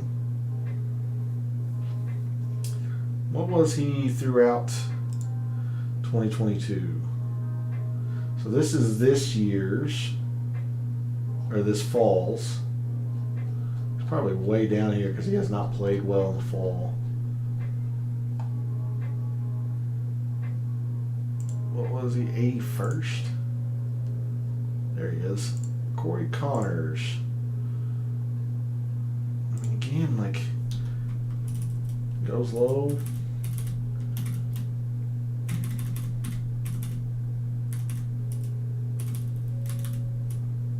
Yeah.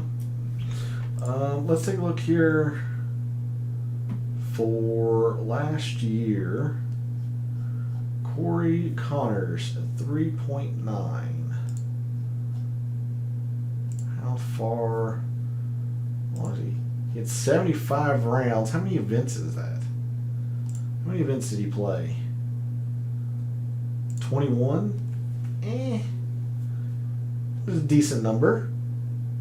Not the highest. Certainly not the lowest. Corey Connors last year. 17th in total. And he's, what? The 24th salary. So, I mean, he's technically a bargain by that standard. He was very good at the par fours. I mean, 7th and 7th. Oof. Oof. And that's what Corey Connors is. Ball striking extraordinaire.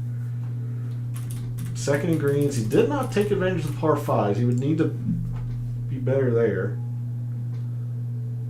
He's not a distance guy though either. He's all in fairways.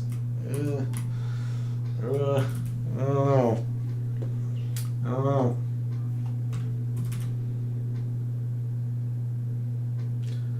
Smalley? What's Smalley done this fall?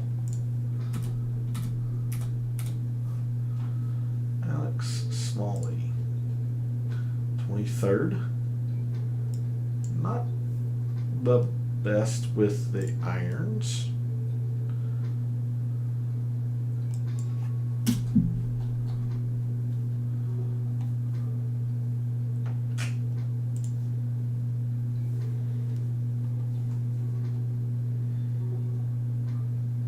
He is coming off 2 straight top 5s and a top 15 before that.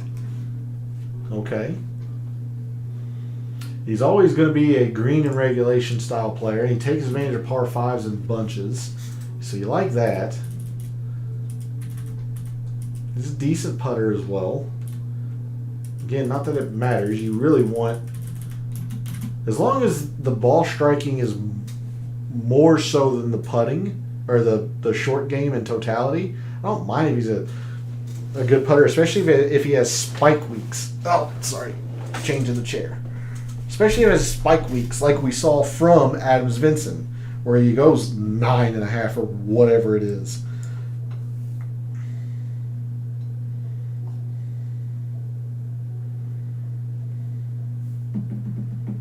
Smalley's played pretty well this fall. Okay. Another name to consider there at 1.7.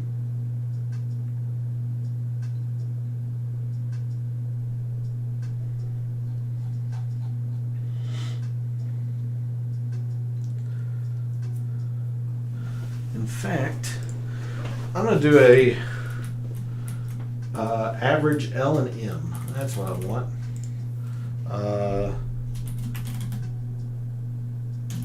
BS average. I want the average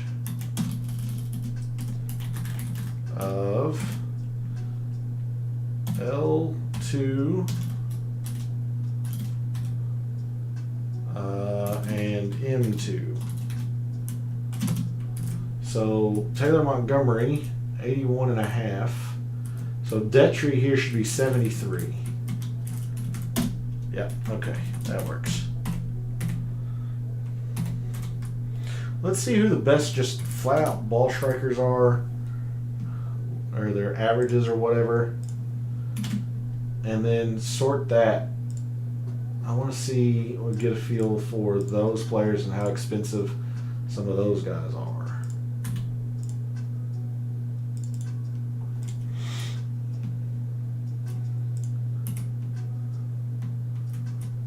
So we will sort on bullshit average, ball striking average.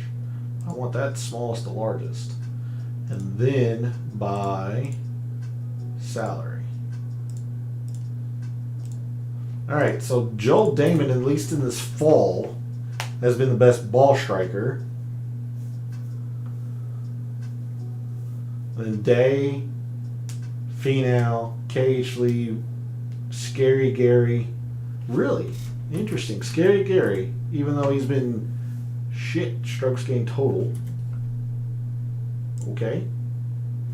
So here are some of your best ball strikers so far this fall.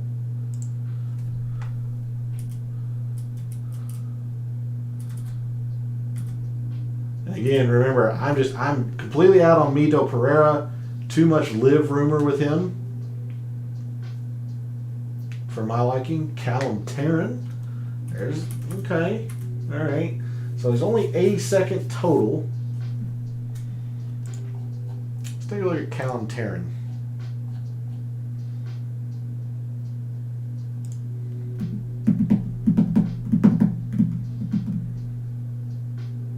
All right. I mean, really, he's a decent putter. It's just all terrible in Poa.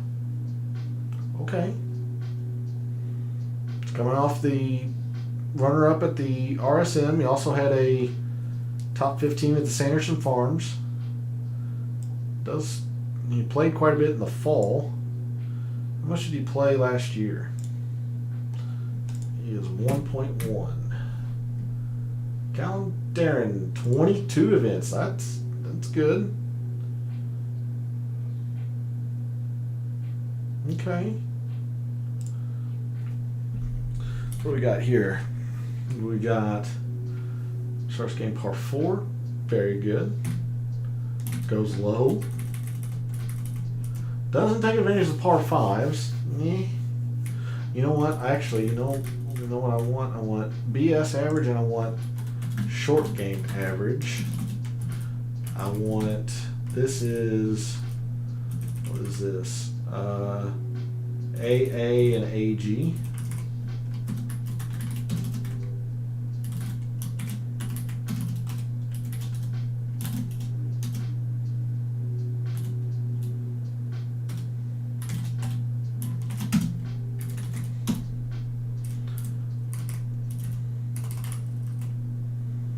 Uh, 31 and 140. 171, that's about 85. Yeah, okay, that works.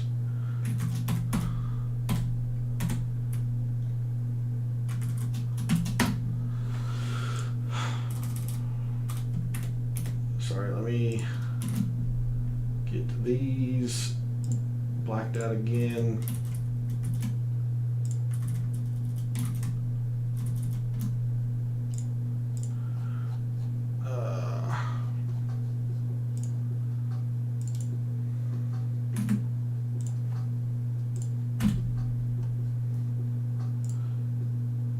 And then I want a comparison. What do I want to? How do I want to do this?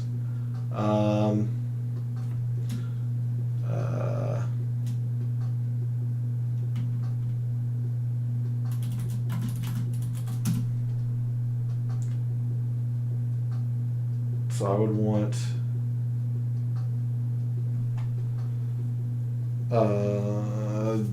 I guess AZ minus AY, which that's a 72, which is a good thing. So I want the positive, yeah. So the higher the number, the better for me. Because I much prefer ball strikers to short game. So anybody who's negative, I want to avoid. Anybody positive is who I'm looking at. That's what I want. So let's see who's, at least so far this fall, been a better ball striker than a short game player.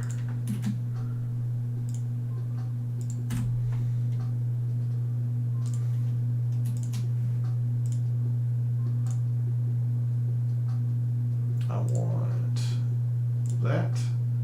Largest to smallest, and then I'll go by salary. Yeah. Let's try that. Oh my. Okay. So Woodland, Davis Thompson. There's your boy, James. Carl Yuan.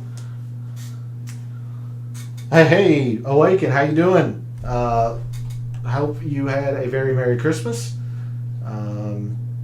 Did not freeze like the rest of the country did. As of right now, I have not looked at the Century Tournament of Champions. I have actually been focused on my salary league prep. Trying to put my salary league team together. But if you want to take a look at the Century, we can. Absolutely. That has been loaded in. I'm just going to look at the field for now. I don't want to see pricing just yet. But yes, you are correct that this field is pretty loaded. Will Zalatoris is now is coming back. He has not played at all in the fall, dealing with injury.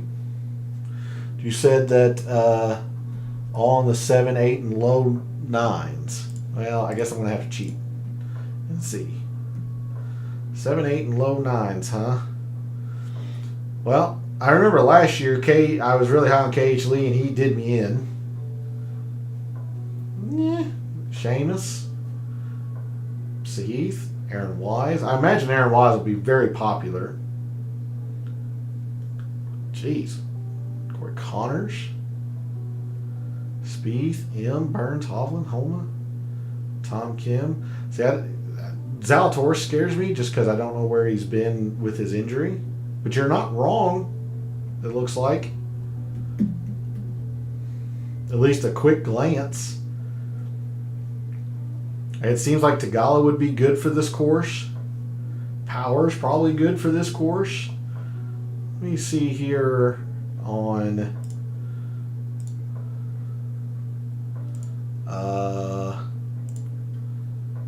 what do I want to look at? Let's do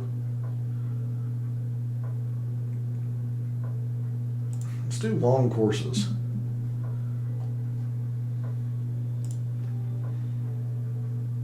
Sungjae, probably real popular. Morikawa, Chad Ramey, and boy, there's Connors. Huh. Oh, I know it. Before the long courses, what you need to look at for the Century, easy. Absolutely, you got to look at the easy.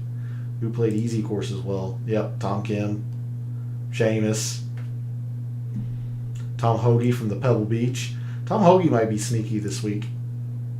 Like I said, I haven't done any research for the Century. That'll start tomorrow, probably tomorrow, maybe even Sunday.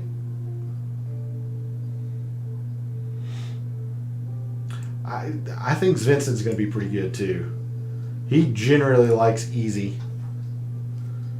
He generally likes easy courses. I think Svensson's probably going to be pretty good here this week.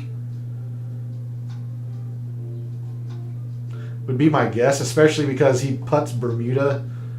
I mean, really, he putts everything fine except for POA, and this isn't POA, so I don't know. I got a sneaky suspicion on Adam Svensson.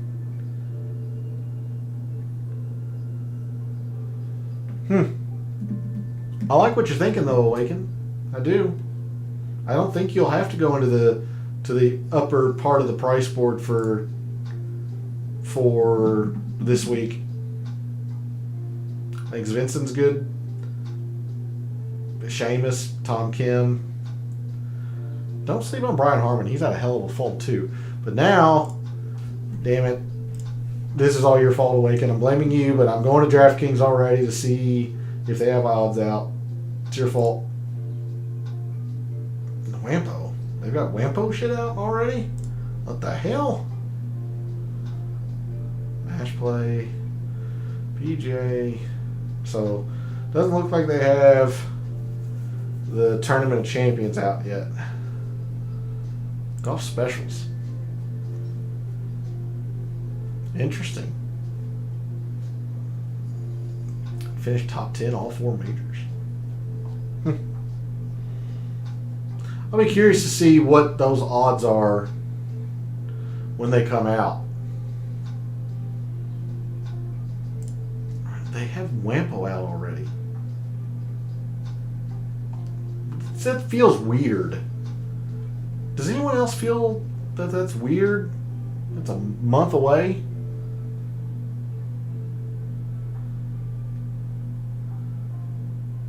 Yeah, Svensson just coming off the win at the RSM. He plays easy courses well. I always think of him as good on Bermuda, but I mean the numbers say he's been pretty field average. I mean, yes, they're negative, but I mean let's look at negative 0.04. I'm going to call that just slightly up. I mean, it's essentially field average. Like, I always thought of him as decent on Bermuda, okay at Bent or whatever, but I mean, the numbers are the numbers. But I know he always plays easy courses well. And what's the Tournament of Champions? I mean, look at last year, minus 30,000 was the winner. It's a slight exaggeration. It was like 26,000 under, but still. Yeah, don't sleep on Svensson. Kind of like Svensson next week. At least in the early look of it. Stallings is interesting too because of the ball striking. Now, I'm going to disagree with you on Mac Hughes. I am not too much on the Mac Hughes because this is a ball striking fiesta, and he is not a ball striker. He's all about around the green and putting. So I'm going to disagree with you on Mac Hughes.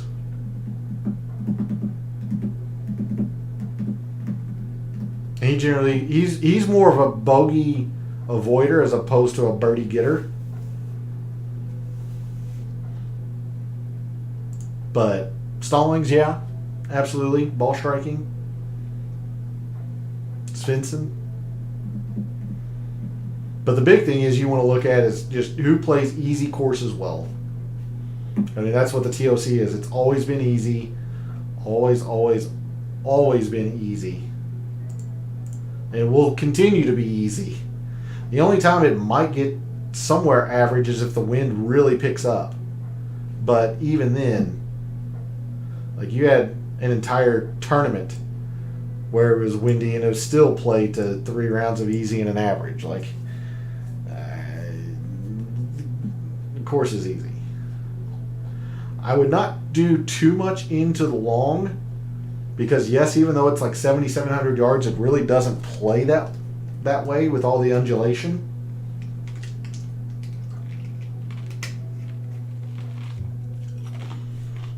So as you're going through your research early, you know, either this weekend or early next week, I would focus on like easy scorers. Like when it's easy, who plays well. I would focus on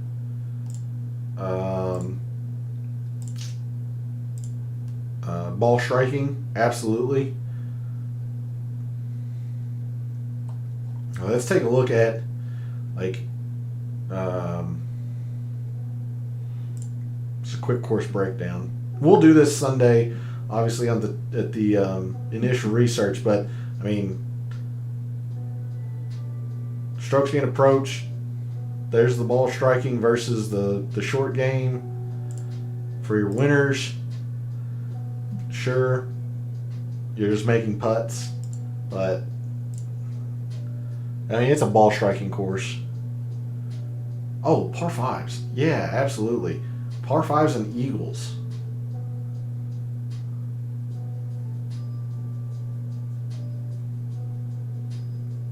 I mean, you can see just how easy this is. Driving accuracy, greens, and regulation. All right, last thing I'm going to do with the Century. Let's just take a look at par 5 efficiency. You definitely want to see who plays par 5s. So Homa. Oh shoot, those are on easy courses. Let's just do flat out par 5s. And again, I'm doing all of the last 12 months because that's the span of the players that have qualified here. You know, going all the way back to last year's Tournament of Champions. So it's a huge amount of data. I'm just taking, you know, a big wide look. But par 5s, Rory, JT, Homa. That's why I thought Tagala would be good for this course. Like, yeah, Mac Hughes all the way down here at the bottom. Surprisingly, Stallings is not a par 5 scorer per se. Interesting. All right, last one. Eagles or birdies are better. Either one will work.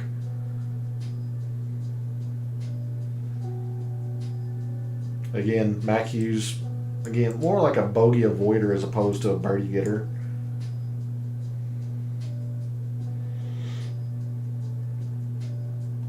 But, yeah. I like what you're thinking with it, though. I really do.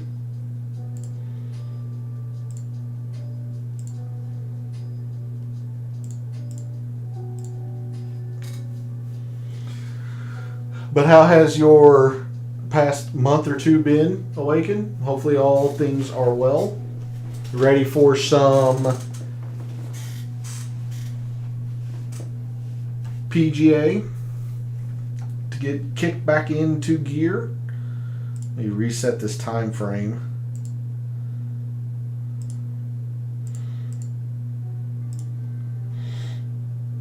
How's Ryan Brim in this field? He won the Puerto Rico? Yeah, because Chad Ramey won the Corrales. Ryan Brim won the Puerto Rico. And he did it, I think it was like one of his last starts before his medical extension wore off. So I mean, it was a pretty good feel good story for Ryan Brim. But he won a very low grade tournament.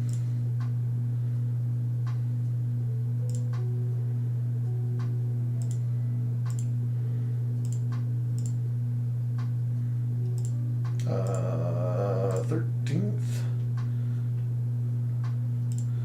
and December the 1st. There we go. All right. And only because you asked, I can check. Pretty sure it was the Puerto Rico.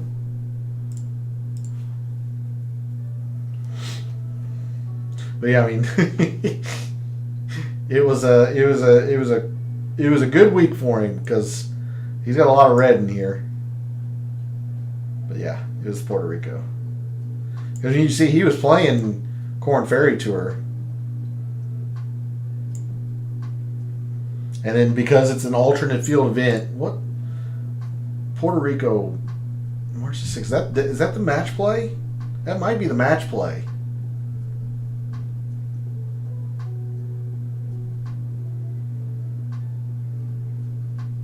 Whatever the other big event was that week, Ryan Brim got into the field because of the alternate field event and wins. And parlays that into a season of including this fall of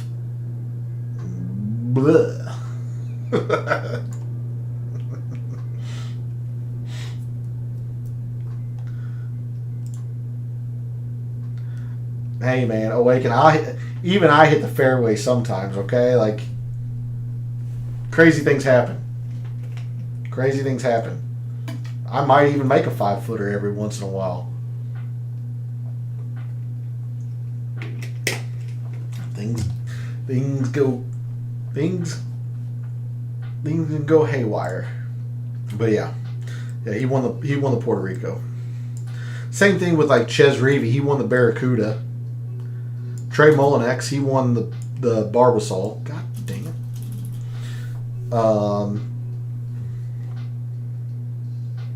Chad Ramey, the Corrales.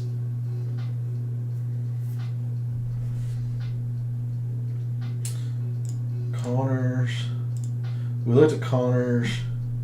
Who else has been pretty darn good this fall? And clearly Brian Harmon. Keegan with his win at the Zozo, but he's only played 3 tournaments.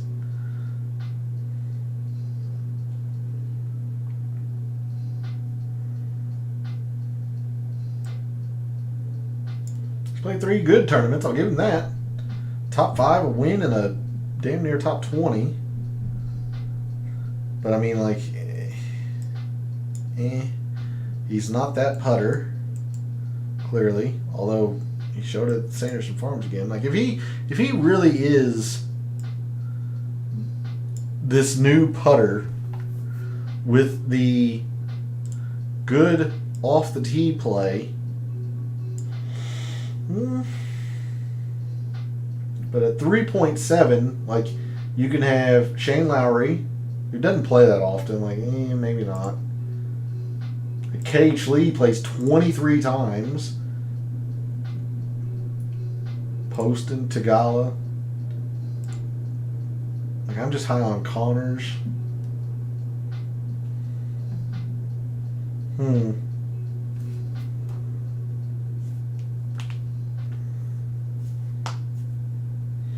Waken, do you have any New Year's resolutions, or you got any crazy, wild ideas or bet for the 2023 PGA season? What's the one limb you're going to step out on? I want to hear from everybody in chat. What's a New Year's resolution? What's a crazy, like, bold, say John Rahm wins a major. I don't know if that's considered bold or whatever. Like, what's a bold saying or thing that you got? I mentioned a couple of things this past Tuesday. I said I see John Rahm winning a major and another tournament. So I have him winning twice. I think he makes about $8 million this year. I'm really high on Cam Davis. I'm also really low on Cam Young. So there's some of the bolder things. I don't know what my boldest would be.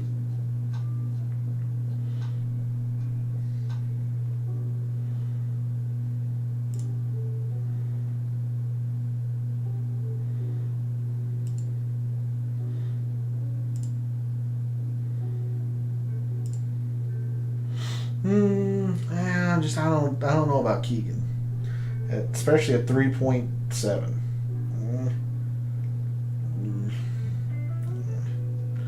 What's he in the OWGR? Keegan. There's another reason why I'm high on the guy. He's 43rd in the OWGR. Where's Keegan? 25th, so he's pretty safe. Okay.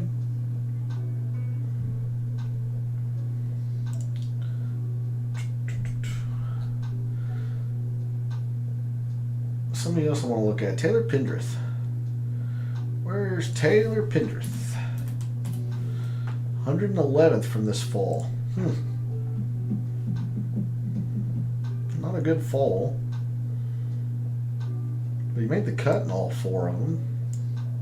Whoopsie. That's not what I wanted. Made the cut in all 4 of his fall events.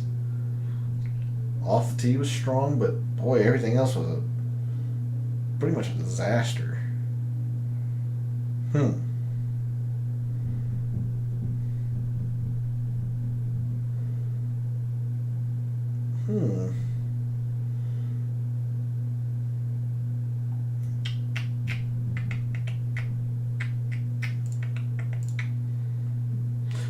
Just saw Harmon has been on a roll. Yeah. #1 strokes gained total player this fall. Surprising to me, but he is. Joel Damon's been #5, but there's Mr. Harmon. #1 strokes gained total. I've got this sorted on some crazy weird formula where I'm taking a look at players' ball striking versus their short game, and I want to look at ball strikers. So, like Gary Woodland. Nick Hardy is somebody else that keeps popping up on a lot of my statistical things that I like. But yeah, Brian Harmon, #1.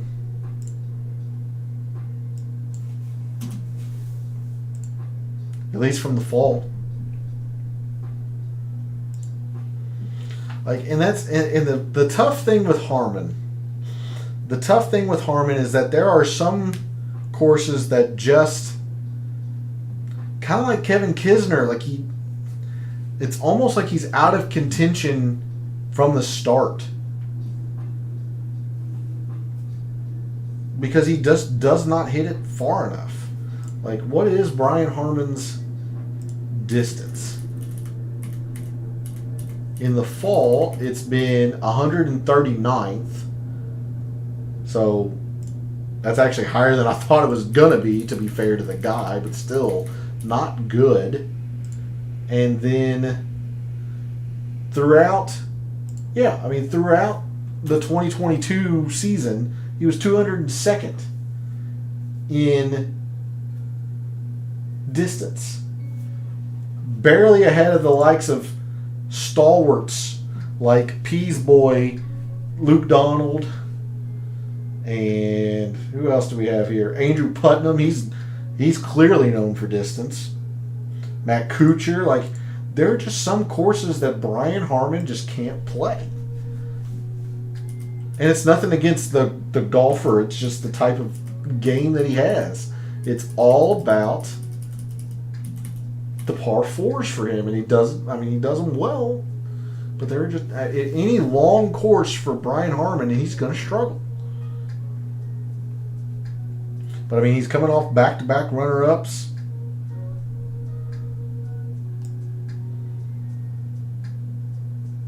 And he's got 4 top 25s in the fall. I don't know. Don't think I'm there for Brian Harmon. Let's see. Pendrith. Like, Pendrith's interesting because he got hurt. And I'm banking on the return to health. Although sitting at 111th of strokes gained total is not promising. Where's Taylor Pendrith? I feel like I passed him up. Now there's Brazaignute. Woo, Herbert, Landry. 1, or no, I'm looking for 2. There's 2.5, 2.7, 2.3. I'm looking for a 2.4. There's 2.9, 4.9, 5.3, 2. Wow, is this high up?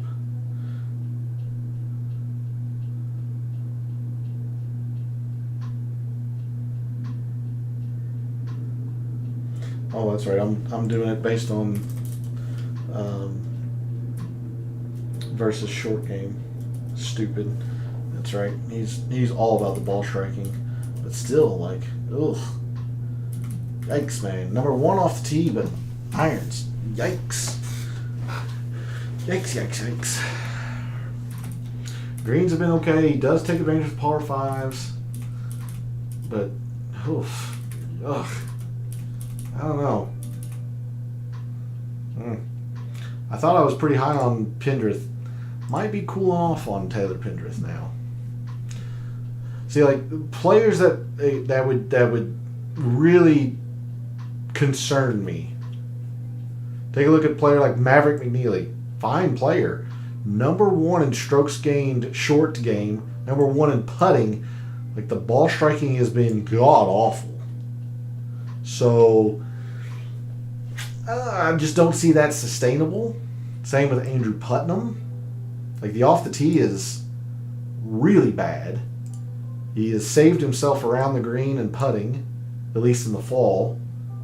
I don't see that as sustainable. Aaron Wise has been very bad this fall. And everybody knows my infatuation with Aaron Wise, so spend even more. By the time Aaron Wise wins, I don't even think I'll be even on Aaron Wise as a player with all the bets I make on him. That's how sad that is. But that's what happens when he's a FOMO.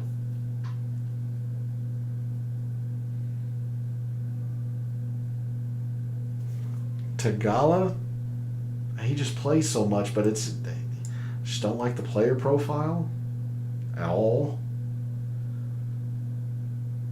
Brendan Todd, no. Ugh.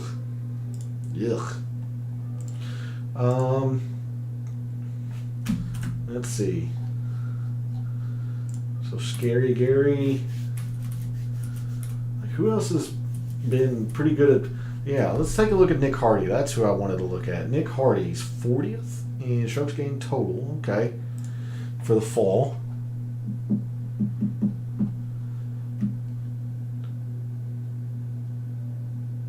Pretty darn good. Easy, difficult. I mean, it looks like Bent's really bad, but it's less than 1/10. Okay. Now, he's not a 7.4 iron player, so that's what's jumping that up. But still, career-wise, it's all positive. All in the ball striking. You like that. He was dealing with some injuries as well. Had to go back to the Korn Ferry Tour Championship. And played fine. Like you can see, he was off from... So he played, what's this? He played the Corrales, missed the cut. He played the Valero, missed the cut, and then didn't come back until the Canadian. So it took a couple months off.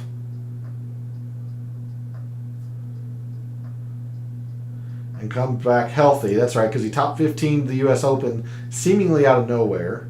Okay. Top 10 the Travelers. Yeah. And then in the fall, he's been okay. I wouldn't say, world beater. But he's been pretty good. He top 5 the Sanderson Farms. I do like the fact that these numbers are not in no-cut events like CJ Cups and Zozo. Like these are full field events. He gained an approach in every single measured tournament. And in 75% of off the tee, like Nick Hardy seems pretty solid, at least by what I'm focusing on for this year's salary. Okay. Let's write ourselves down a Mr. Nick Hardy. Or Nick Hardy, as he might be known. Where is he in the official golf ranking? If he's in the top 200, I'd be surprised. Hardy. And I'm just going to search it. 185th. So he is in the top 200. Hey! Everything's coming up. Miracles. All right. Still inside the top 100 OWGR with all of my guys here. I haven't even spent half of my salary. Okay. Looking like we're getting a team going here. Okay. Nick Hardy. There. He played 17 times and was hurt. I like that. I saw the name, so now I'm gonna want to.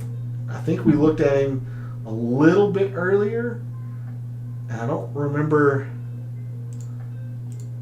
if I finished the thought process on him or not. But Callum Tarrant.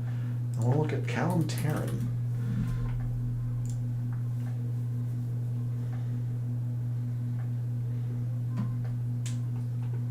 Yeah.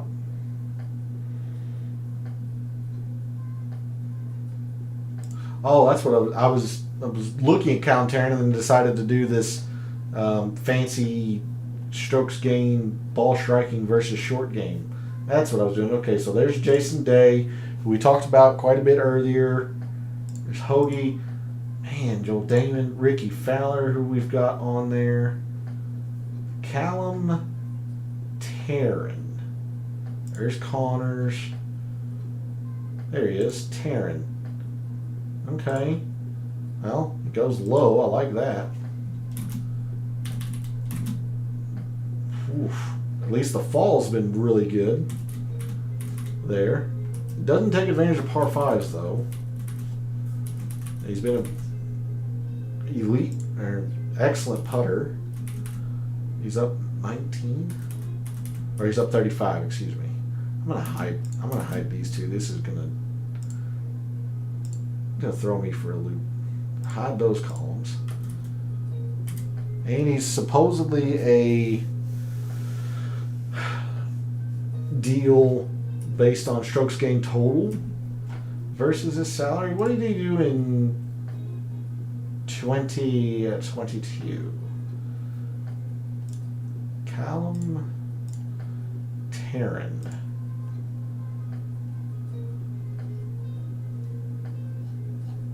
High up here, but he was really high.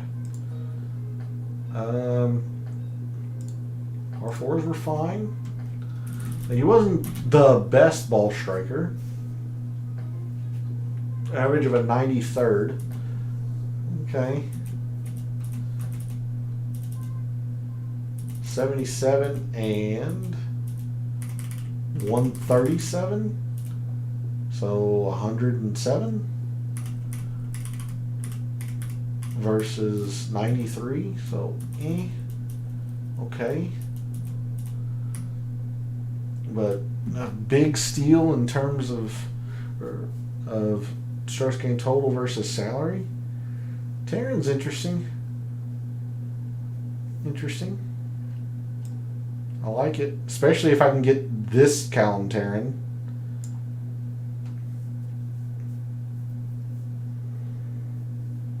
But he really struggled at the beginning of 2022. Oh, that's bad. It was all in the putting, though, really. And putting comes and goes. He was fine with his irons. It's fine with the off. Yeah, I kind of like what I'm seeing here. Then the putting comes around, and then the ball striking just vanishes. Okay.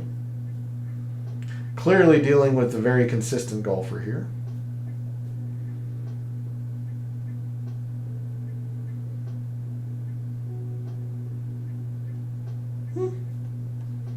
Interesting. Interesting.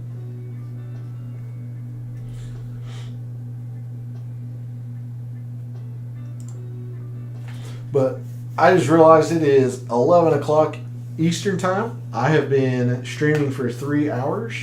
No wonder I am feeling tired. So I'm going to wrap up the Friday Night Chill stream here.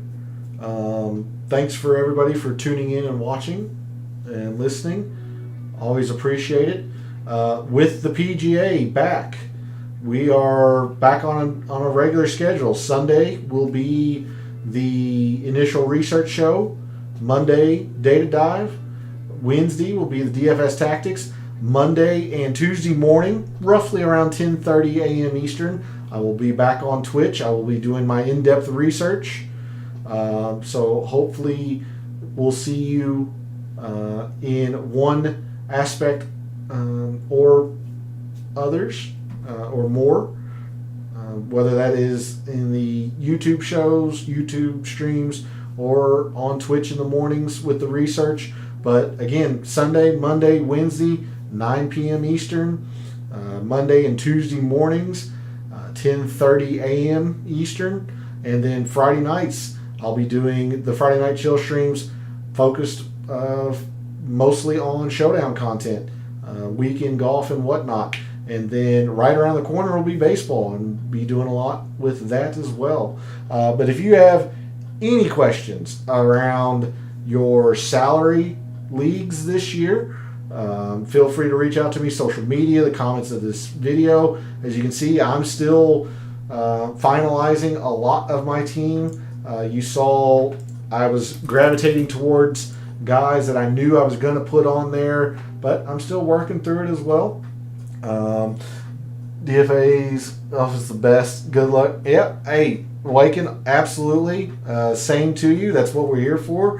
Hopefully we can find some winners, outrights, and some winning lineups. Always appreciate the support and when you jump in the YouTube chat. So don't be a stranger. And we've been doing some good stuff with Showdown, with weekend golf. I was really red hot this fall with weekend golf, which means I'm going to be an absolute shit show now. But I was doing pretty good with that. So hopefully you decide to jump in on Friday evenings too. I've been doing some good stuff with that, and I've been having fun with doing weekend golf. But thanks again for everybody tuning in. A very merry belated Christmas to everyone, and a very happy New Year. Be safe, have fun, don't do anything stupid, don't drink and drive. Get you an Uber, get you a designated driver. But that is my PSA, because you're gonna want to spend some money. Let's gamble. Let's have some fun. But happy New Year, everybody, and I will see you Sunday for the initial research show, 9 p.m. Eastern. But for any and all of the wagers that you decide to make in your drunken stupor on New Year's Eve and New Year's Day, may they all be profitable.